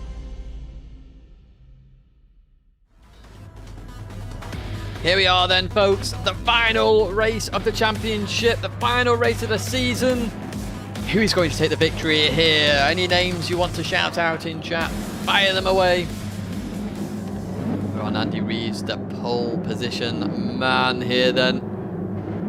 So we just get ready. Oh, Tuvok, you legend. Thanks so much. Get some medicine vodka for your voice. I will do that, my friend. Thank you so much, Tuvok. That's usually pretty... Oh, we're racing! Oh, my Elgato's frozen. That's not very helpful. It froze at the same time there. We are racing now, folks, finally here for the final time. Thanks again, Tuvok, the perfect timing. And here we go. So, looks like Tommy's had a better start than Andy Reeves here. Gohan in P3 there. Comes across to the left-hand side. There's movement further back here. Remember those starts. They are driver skill. They aren't controlled by traction control. In towards the braking zone for the first time of 12. Who is not going to be able to stop in time. Here we go, in towards the braking zone we go, and it looks like everyone actually stopped really early there. That was the opposite of what we were expecting here. Everyone was so scared about ramming into people, they stopped. But oh, Herm's gone round there, Herm's gone round further back. We'll look at that shortly as we continue on. here. Again, Tubok, thank you so much. Thank you to anyone who's done it. Honestly, very much appreciated. As we continue towards the right, and Tommy leading the way then from Andy Reeves. And Andy Reeves takes a nice line there. Going to have a good line for this left-hander here. And everybody, look at that. Oh, that was hard hit by Landy. Huge hit there into the barrier. But Tommy leading the way then. And that's going to have, Landy's going to have all sorts behind him. Look, Gohan just runs a little bit deep there, going to be into the barrier. Then Ollie Polly's up into P4. Ollie Polly with moves all round here, up into P4 already as they go through the left-hander. Now, any guest driver, for those interested, any guest driver doesn't score points here.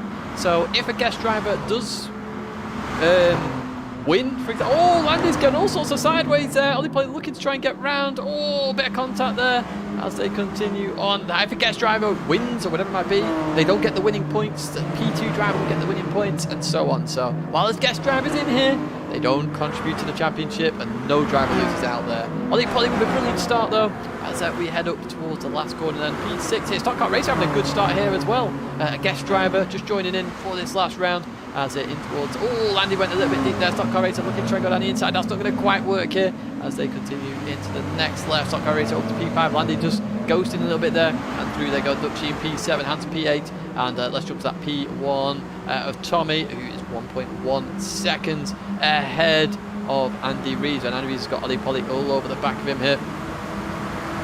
Did he have a good round last?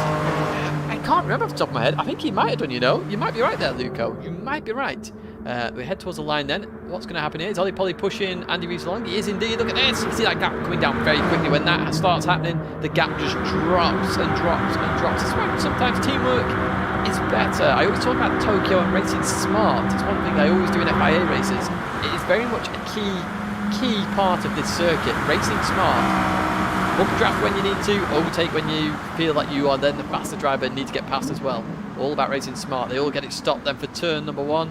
Andy Reeves just a little bit deep there, maybe not used to the old bumper draft. Ollie Polly down the inside there, going to get round up into P2, doing very well. Now we know Ollie Polly has been in that top split before now, but it's essentially a guest driver today because he didn't qualify. And we continue on then with the racing. Gohan leading this other pack here. P4, Hansa in P5, Landy P6, Jedi Joan at P7, Dutchie in P8. I think Dutchie's had an issue somewhere on circuit. Spin by Gaudi Hornet. And Stock Car Racer with a spin hit Herm. We'll see if we can catch that on the old replay then. Let's have a look here. Oh, there we go. So did Herm catch Stock Car Racer there? I'm not too sure. Herm's waiting up there, so that's good sportsmanlike conduct. Gaudi takes avoiding action there, and then they continue on racing there. Good evening, JLC. I hope you're okay. So Ollie Polly has got past Andy Reeves now, and they're very close to Tommy. In towards the left they go, and then the right. Ollie Polly's just absolutely come through the field so fast. Is Ollie Polly someone else? He's not in my standing sheet. He is called Olav. He is on my standing sheet, I can tell you that much. It's Ollie Polly _02, so he's definitely on my standing sheet. No YouTube lagging again. Oh, please tell me YouTube doesn't lag again. Ollie Polly with a move though. I just caught that and the corner of my eyes. I was reading chat. Ollie Polly with a move on Tommy there. Up into P1. Looking to try and get this win early on here. Driving a very good race here. Ollie Polly showing some serious skill. We saw Ollie Polly coming in Fuji, I think it was. Fuji was where Ollie Polly first started racing. And Tommy looking to try and get the move done again here. Going for a little bit of a fight here. Might as well. Last race of the season. Let's have a bit of good fun here. As we see Hansa and Gohan here. And you see the fight there for that P1. So Tommy's going to get back into the lead there. Start lap number 3. And then we've got these two drivers. They're bumper drafting along here. Hansa working together with Gohan to catch up to Andy Reeves here. Let's jump to this P1 fight then with Ollie Polly and Tommy. 4706 in towards the kink. And then the braking zone, of course. Very hard braking zone here. And let's see what happens here. Tommy on the inside. We know how sketchy that is to be on that inside. Does Tommy survive? It's better than most. I'll give him full credit there for Tommy. Better than most, because most people end up in the barrier taking that line. So fair play to Tommy. Gets a little bit of wheel spin on exit though, and going to lose a lot of time there to Ollie. In fact, Ollie's just jumped away there. Andy Reeves now has Hansa and Gohan on his trumpet there, and this could also bring Tommy into the mix. So we're going to have a four-way fight here. Four-way fight. Falconet, it seems to be the TV app that's lagging. Good old TV app of YouTube. I don't use that. So we've got Landy and Jedi Jonah here. They're fighting very, very close here. Oh, into the barrier there for Jedi Jonah. That number 3 down, that right-hander. Through they go. Landy hit that barrier hard on the first lap. I remember that. What's happening further back here? We've got Stock Car Racer all out on his Todd at the moment. We then have Herm and Gowdy Hornet. Now, Herm and Gowdy Hornet have had some excellent fights throughout the season. And I'm assuming they're going to have another one here in the Martini versus Garfield. No, not... No, Forrest. It's just an extra. It's guest invite. As we continue on. And Ollie Polly, look at this. Ollie Polly is dominating here. At the moment, Tommy would be the one who gets the lead points here. So I can tell you who is going to get points. So the only people getting points in this race are Andy, Tommy, Landy, Herm, Gohan, Hansa and Gowdy. Now Gowdy gets points because Gowdy did alert me in advance and said, could I do that? What is the number in the white box above their name? So, on the left-hand side, you mean between Tommy and Ollie? That is... No, I'm assuming you mean the number between the two drivers. Oh, you mean... Oh, sorry. Yes. That's the number of the car. Sorry, yes. Sorry. Yeah, race number, yes. Apologies, that's my mistake. It's not something I've really noticed. Crashed by Dutchy. Let's have a look at this one then. I'm glad Murray's on the ball here. Let's have a look what's kicked off with Dutchy. So Dutchy is in a fight with Landy here. And also Jedi Jonah on the exit here. Oh, too much oversteer. Into the barrier.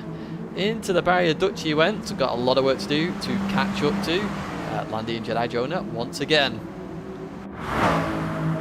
So we jump to a big fight here. Andy Reeves, Hansa. Let's see if Hansa can make that inside line work. We said it throughout the night. That inside line is so sketchy. Goes towards the left a little bit to try and stop the car. Goes too deep and off into the barrier. Very sketchy line. It's not something we really experience in GT. Like a line that doesn't really work. Like, oh, there's a contact there between Gohan and Hansa. Oh, dear me. That was a little bit of an issue with radar. Hansa not too happy with that. Just flashing his lights a little bit there to say he's not happy. We just saw that. And in fact, we might see if we can have another look at that just from Hansa's perspective there. So let's have a look. Ooh, actually, it's about half a dozen more. The problem is Gohan had nowhere really to go there. And yeah, it's a tricky one because it's from a mistake, that one. It's not something you can deal. It's hard. It's a very hard one to deal with, that one, because you're coming back from a mistake. The other drivers on the inside line might not necessarily see the line you're taking. I've seen that type of accident happen quite often. In a custom lobby, you can pick your own number. That's probably why Tommy is number 69. He loves that number. He really, excuse me, he really, really does. I'm surprised I've not coughed more often here, to be honest with you, because I've had a cough all week. Fortunately, apparently talking stops it. Ollie Polly in a league of his own. He is, as I say, he has been in top split. He's been fighting near the front in top split before now as well. So he's showing a dominant force here. Bit of an enjoyment drive to finish off the season here for Ollie Polly. He did alert me as well why he couldn't attend previous rounds as well. So we have rules about attending the championship. You know, you can't just attend one round and then bugger off. Like, obviously there's single filer, for example, attended and then he got a job. So something like that is fine. You know, we just like to know these things. You know, if you let us know, we're fine. It's the people that just turn up and then disappear. Exactly, Shark. Shark, you know this. You know this. Jedi Jonah and Landy, yeah, and Dutchy's going to get back in the mix here as well. We'll actually focus on this battle. This is the main battle on circuit, to be fair. Smash the like button, people. Indeed, if you do like this stream and this type of competition, do like it. You know, the more likes, the more we can make this as good and as great as possible. You see Landy then round the outside. How about that? I've talked to Lewis, though, Rapid, about it. Or Lewis talked to me, actually. As we continue on then. In towards the king we go, with Landy now leading this group. Jedi Jonah on the inside line, though. That's going to go deep, surely. It's side by side. A little bit deep. Guess it stopped even better there, though. And Landy keeps that position. Jedi Jonah's going to have a lovely little cutback here, potentially. Tries to avoid contact there. Beautiful avoidance. Beautiful, beautiful driving there from Jedi Jonah in that Renault Laguna BTCC livery. Tommy going for the move. well, we missed this one. I was focused on that battle. In fact, what's happened to Ollie Polly then? Ollie Polly went wide. Wow, okay. Well, this has just got very interesting because they've got 5 cars in the mix here. Andy Reeves is catching up as well. This could get very interesting indeed. I wonder if we can have a look at that move by Tommy. So, it's already happened there. Tommy got through before we knew about it. So we're just going to jump back to Landy because there's a big 3-way fight here. Dutchy into the barrier there. Just doesn't get it right there, Landy. Let's slow down a little bit. Through we go. Dutchy looking all over the back of Landy here. Trying to get the job done. We'll go back to the front in just a second as well. I know there's fights throughout this field. Let's see what happens through the chicane. Oh, it looks like Jedi Jonah got that all sorts of wrong. He did indeed. So did Landy. Dutchy's going to get that move done there. Up into P number 7 and potentially up into P6. Right, let's jump forward here. Now we've got Hansa and Gohan. They're close together. Not going to quite happen here. And Maury, look at that. Maury giving you the detail here. Absolutely superb by Maury. Thank you so much, Maury. As they leave that last corner now. So Hansa is in the slipstream of Gohan. So we'll reel him in. We've got a battle there up front there. We've got Ollie Polly. I think Ollie Polly was pushing Tommy along maybe. No, not quite close enough yet. It's 4 tenths of a second. That's coming down very quick now with that slipstream. They're about to start lap number 6 here. As we cross that line now. Any fastest laps? Not so far. Tommy's got Ollie Polly all over his trumpet here. The Norwegian versus the German. Let's see what happens. Ollie Polly going to look to the left potentially here. Not quite. Sticking behind for now. Not forcing the issue. Into the braking zone we go then. Ollie Polly not going to get the move done as of yet. And Tommy keeps that position for now. Gohan runs a little bit deep here. Hands up looking on the inside in that Plebricorn machine. And gets a bit of oversteer though. And hits the barrier. So Gohan's going to keep that position for now. Jedi Jonah's gone a bit deep there. Dutchy takes full advantage of that. Up into P number 6 now for Dutchy. And we'll try and see if we can have another look at that incident there then. So side by side here. Heading towards turn 1. Jedi Jonah and Dutchy. Jedi Jonah just on the inside line there. We know how dangerous that line is. And doesn't get it stopped in time there. And goes a bit too deep. So Dutchy goes, thank you very much. I'll take that. And carry on racing. So here we go. Gohan and Hansa there. There's no bumpers drafting in this split. Yeah, I think they're just going all out racing here. The grand finale of the championship. Round number 6. Why not just go for it, eh? Why not just go for it? So they continue on through the right-hander. And they're close to Andy Reeves here. It could be a 3-way fight very, very quickly here. Not sure what's happening with Ollie Polly and Tommy here. 1/10 of a second. Is Ollie going to go for the move here? Looks like he's pushing Tommy along a little bit here. Maybe going to save it towards the end of the race. Tommy's gone deep though. Ollie Polly looking for the cutback here. Not quite. You saw the oversteer happen there. So let's jump back to the P4. Hansa on the inside of Gohan then, looking to get the move done. They work together. Get up to Andy Reeves here.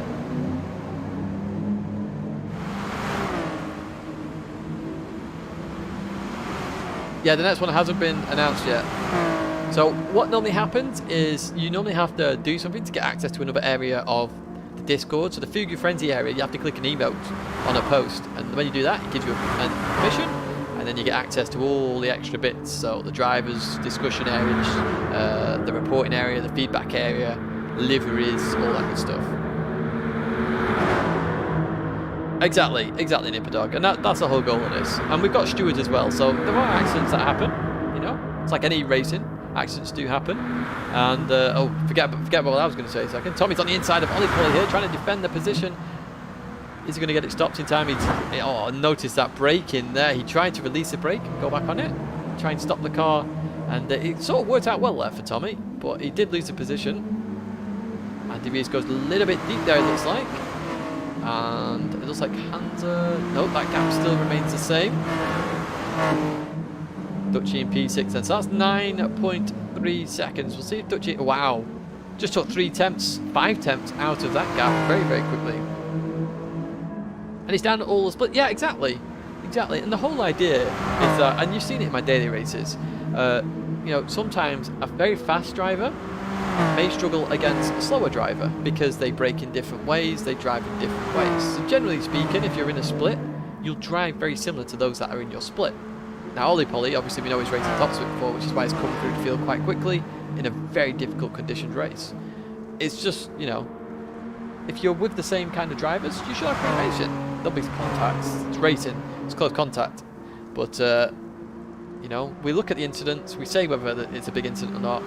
We ask drivers to talk to each other if there is an incident because everyone makes mistakes. That's why I did the Bertie.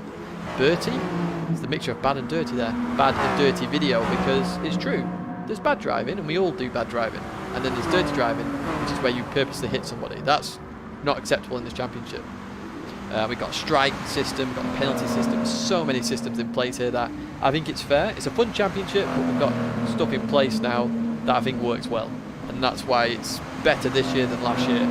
You know, I think we've improved. I don't know about you folks, especially those that competed. I think this is a step forward from Mini Madness, in my opinion. It's a step forward. We haven't gone backwards, which is something I would say the FIA events have done to some extent, which I'm happy about, as long as we go forward. Yeah, the carnage would be immense. That is very, very true. But let's talk about the race then. So Hunter scored up to Andy Reeves after all of this, and in the slipstream as well. So is Hunter going to go for the move? Or, yes, he is. Straight away to the left. Gets the job done. Happy, happy, happy days. This chat is a lot calmer. I'll always talk to everybody. You're not allowed to use someone to come. No, Shark. Yes, you are actually, Shark. Because then you get somebody like Semicolon doing some awesome skill to stop the car anyway. But Hunter up into P3 then, stops the car. And through he goes. P3 for Hunter. I'd be very happy with that, I'm sure. Hunter started. Where did Hunter start, actually? Let's just have a quick gander. Oh, wrong spreadsheet. I've got two spreadsheets open here. Where did Hunter start in all of this? He started 1, 2, 3, P6, did Hunter. So up to P3, so good bit of movement there. Obviously the big gainer in all this is Ollie Polly, as expected.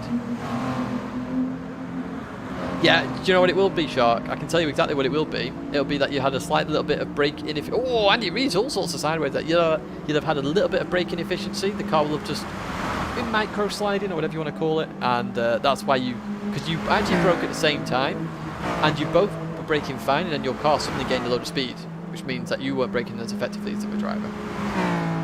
You did a brilliant job. Can't wait till the next. Oh, cheers, Spider. That's very appreciated. Ollie Polly leading the way then, here on lap number 8. Much calmer race this, so my voice will survive this one, thankfully. Oh, Andy Reeves into the barrier, I say that. Gohan's going to be all over his trumpet here, look at this. Look at that gap come down, 1.2, 1.1, 1. It's going to be 9 tenths now. Let's see what happens as we continue on in this race. You're not bad, Shark. You're not bad at all. You've had a fantastic season. I was saying this in the stream, actually, if you watch it back. Where you've come from, as in, like, you didn't even qualify for the first race. You were a reserve, and you got in the first race, but you were a reserve, and now you're competing right at the front of your split. That's good effort, really good effort, and that's the whole point of this. It's why we've gone the difficulty level that we've done. We've gone from very easy race, and we've built it up, and now we're here now. That's good, Nipper Dog. I've not opened my PS5 yet. I've not opened it.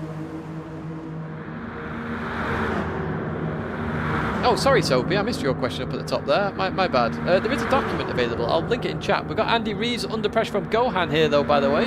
Sorry, I'm reading chat while the race is going on here. But yeah, Gohan making the move on Andy Reeves, and Andy Reeves dropping down to P number 5.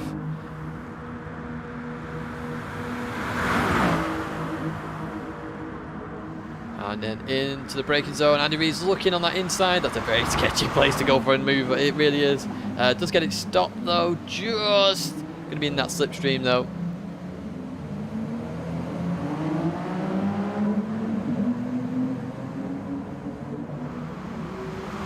Oh, we've all got the same link. There we go. So you've got the link a couple of times here. So that's all good for you. But Andy Reeves drops down to P5 then. Gohan goes up to P number 4. Tommy still 1.5 seconds behind Ollie Polly. Tommy's doing a very good job here. I mean, I mentioned it earlier. Ollie Polly has been fighting in the top split, at the front end of that top split. So Tommy is doing a fantastic job here.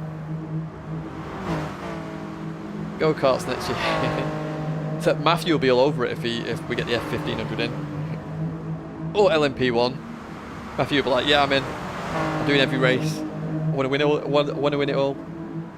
So for those that don't know, we also have trophies on offer in this championship. So in that document, it will tell you all the trophies on offer. But basically, in a nutshell, we have the winner of the championship, which we already know is Jomas.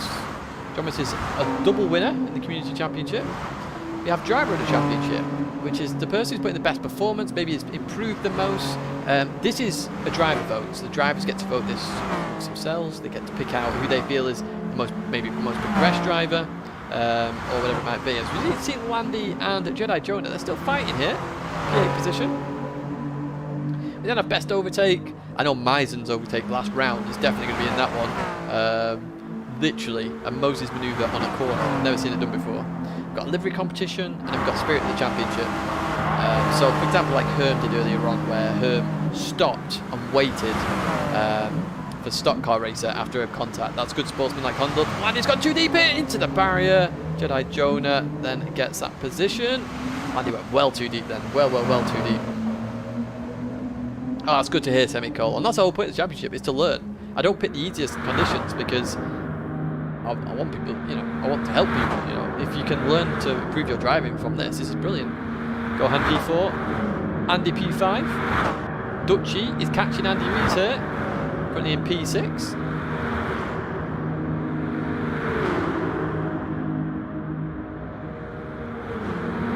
Most places gain a... No, we don't have that. I'd be interested to know that, actually. I think Johnny Wheato would be very much in that category. I know he's had a couple of races where he's just sliced through the field. He really has.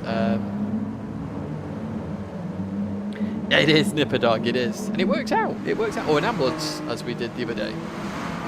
So, it's all spread out at the moment here in this final race. I think Dutchy is going to be the next move. Stock car racer has actually done very well to come back into this as well. Another guest driver. Stock car racer 34 here.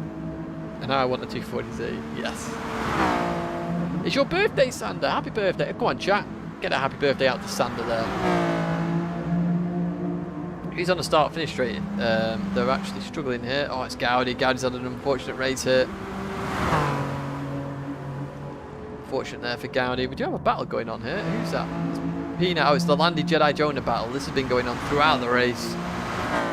We'll see who comes out on top in this one. But I'm interested in P6 here because Dutchy is caught up to Andy Reeves. Now, Andy Reeves has been in the barrier very recently because that's a 1.5 second penalty for doing that. As they go through the right here. Oh, a little clip of the barrier for both of them. Could Dutchy get them to P4 in this race? That'd be interesting.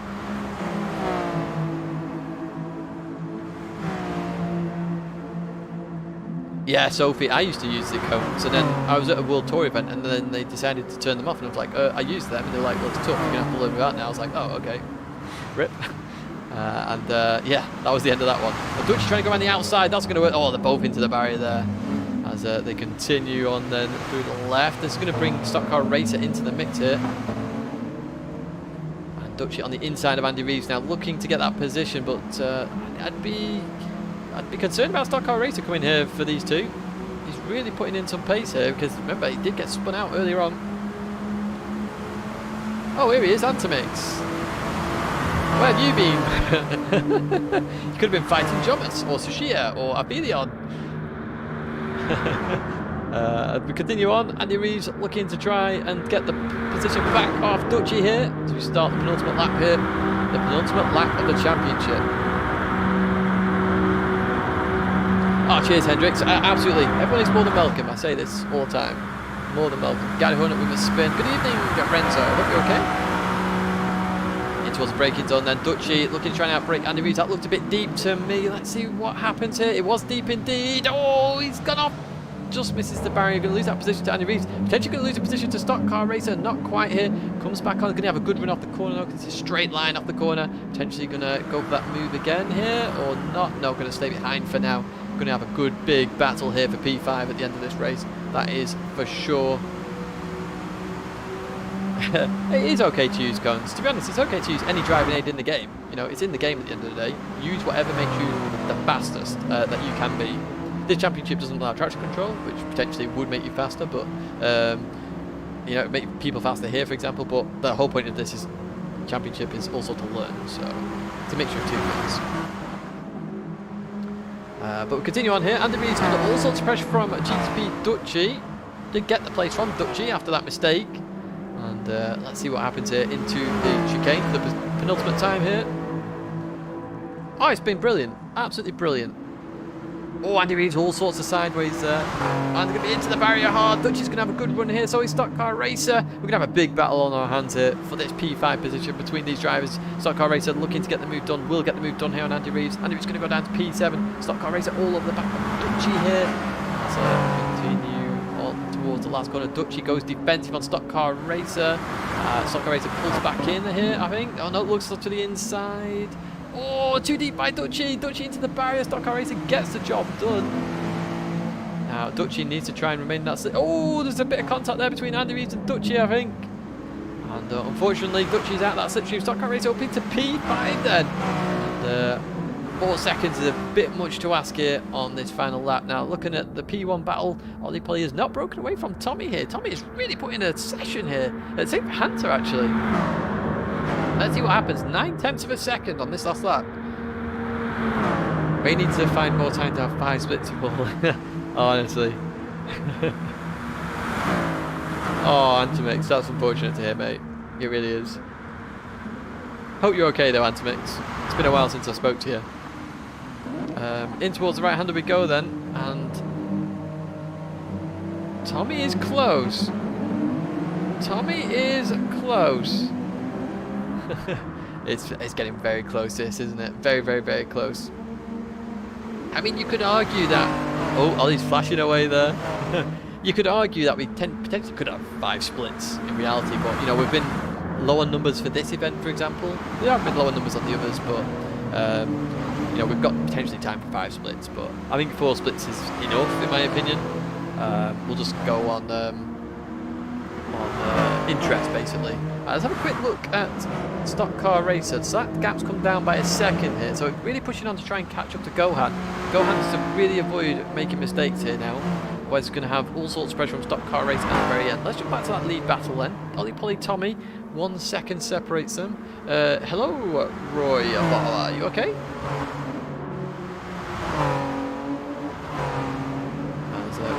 Shame New Zealand's been lucky with COVID and been large. To be honest, I prefer it, Falconers. I think how your country handled it is absolutely superb.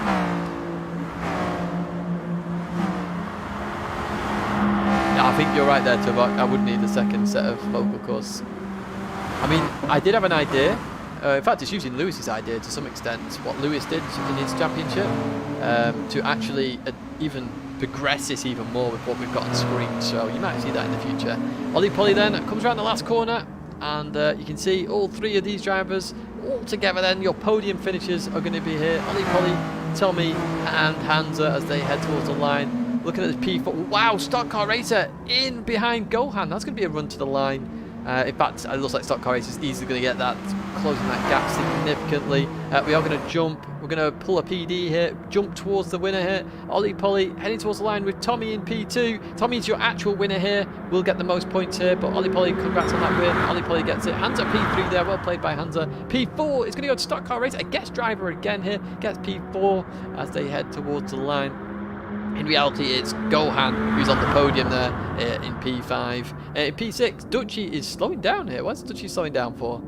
Dutchy, you are allowed to cross the line, mate. You are allowed to cross the line. Andy Reid comes home then in P7. And let's see who comes home in P8 then. As they head towards the line. Jedi Jonah comes across. Maybe Dutchy's just waiting till the end, but he didn't have to do that. We're already judging the points accordingly. Dutchy wouldn't get any points anyway. Herm then going to come home in P10.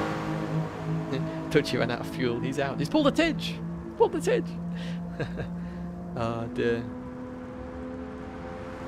I don't mind plugs. I'll plug any content creator who I've watched before and you know, I've been entertained by their content. I don't mind doing that. You know, I'm not about being selfish. Is that the right word? You know what I mean. You know, if I enjoy their content, I will shout them out. It's like Basic Ollie. I tuned into his stream. I probably enjoyed it, so I've shouted Ollie out like consistently. Whenever he's in the chat, I'll always shout him out. Anyway, here are your provisional race results. Now, let me give you the race results for the point scorers. So Tommy is the winner, Hans is P2, Gohan's P3. But obviously, Ollie, being the guest driver, has actually won this race. Did he slow down at the end? I'm not sure. There's a 2/10 gap there. I thought it was a second or so. But yes, we can see the results there. Andy Reese P6, Jedi Joiner P7, Landy P8, Dutch P9, Herm P10, and Gaudi Hornet P11. So that is it for Fugu FrenZy, folks. My word, thank you so much for everybody who has competed, watched, liked the stream. If you haven't liked it, please do like it. Blake, you legend, thank you so much. Great championship. Also, thanks to the stewards. Thank you, Blake, for all your effort. Honestly, you've been superb. Absolutely superb. A huge thank you, Blake, for the website and all that good stuff. But honestly, guys, you've been awesome. There will be another community championship in the future. Just keep your eyes out. Obviously, we do one every year. I want to maybe try and do one before GT7. Hopefully, we get a solid release date for that soon. If it's Sunday for you, enjoy the rest of your day or evening wherever you are. If it's nighttime, have a good evening, have a good night, or have a good afternoon if it's afternoon where you are. But yes, thank you again for all the support. It's been brilliant, and I'll see you all very soon. So next piece of content is Monday, and I'll see you then for some more racing action. But that's going to be it for me now, folks. Bye-bye. Farewell. Goodbye.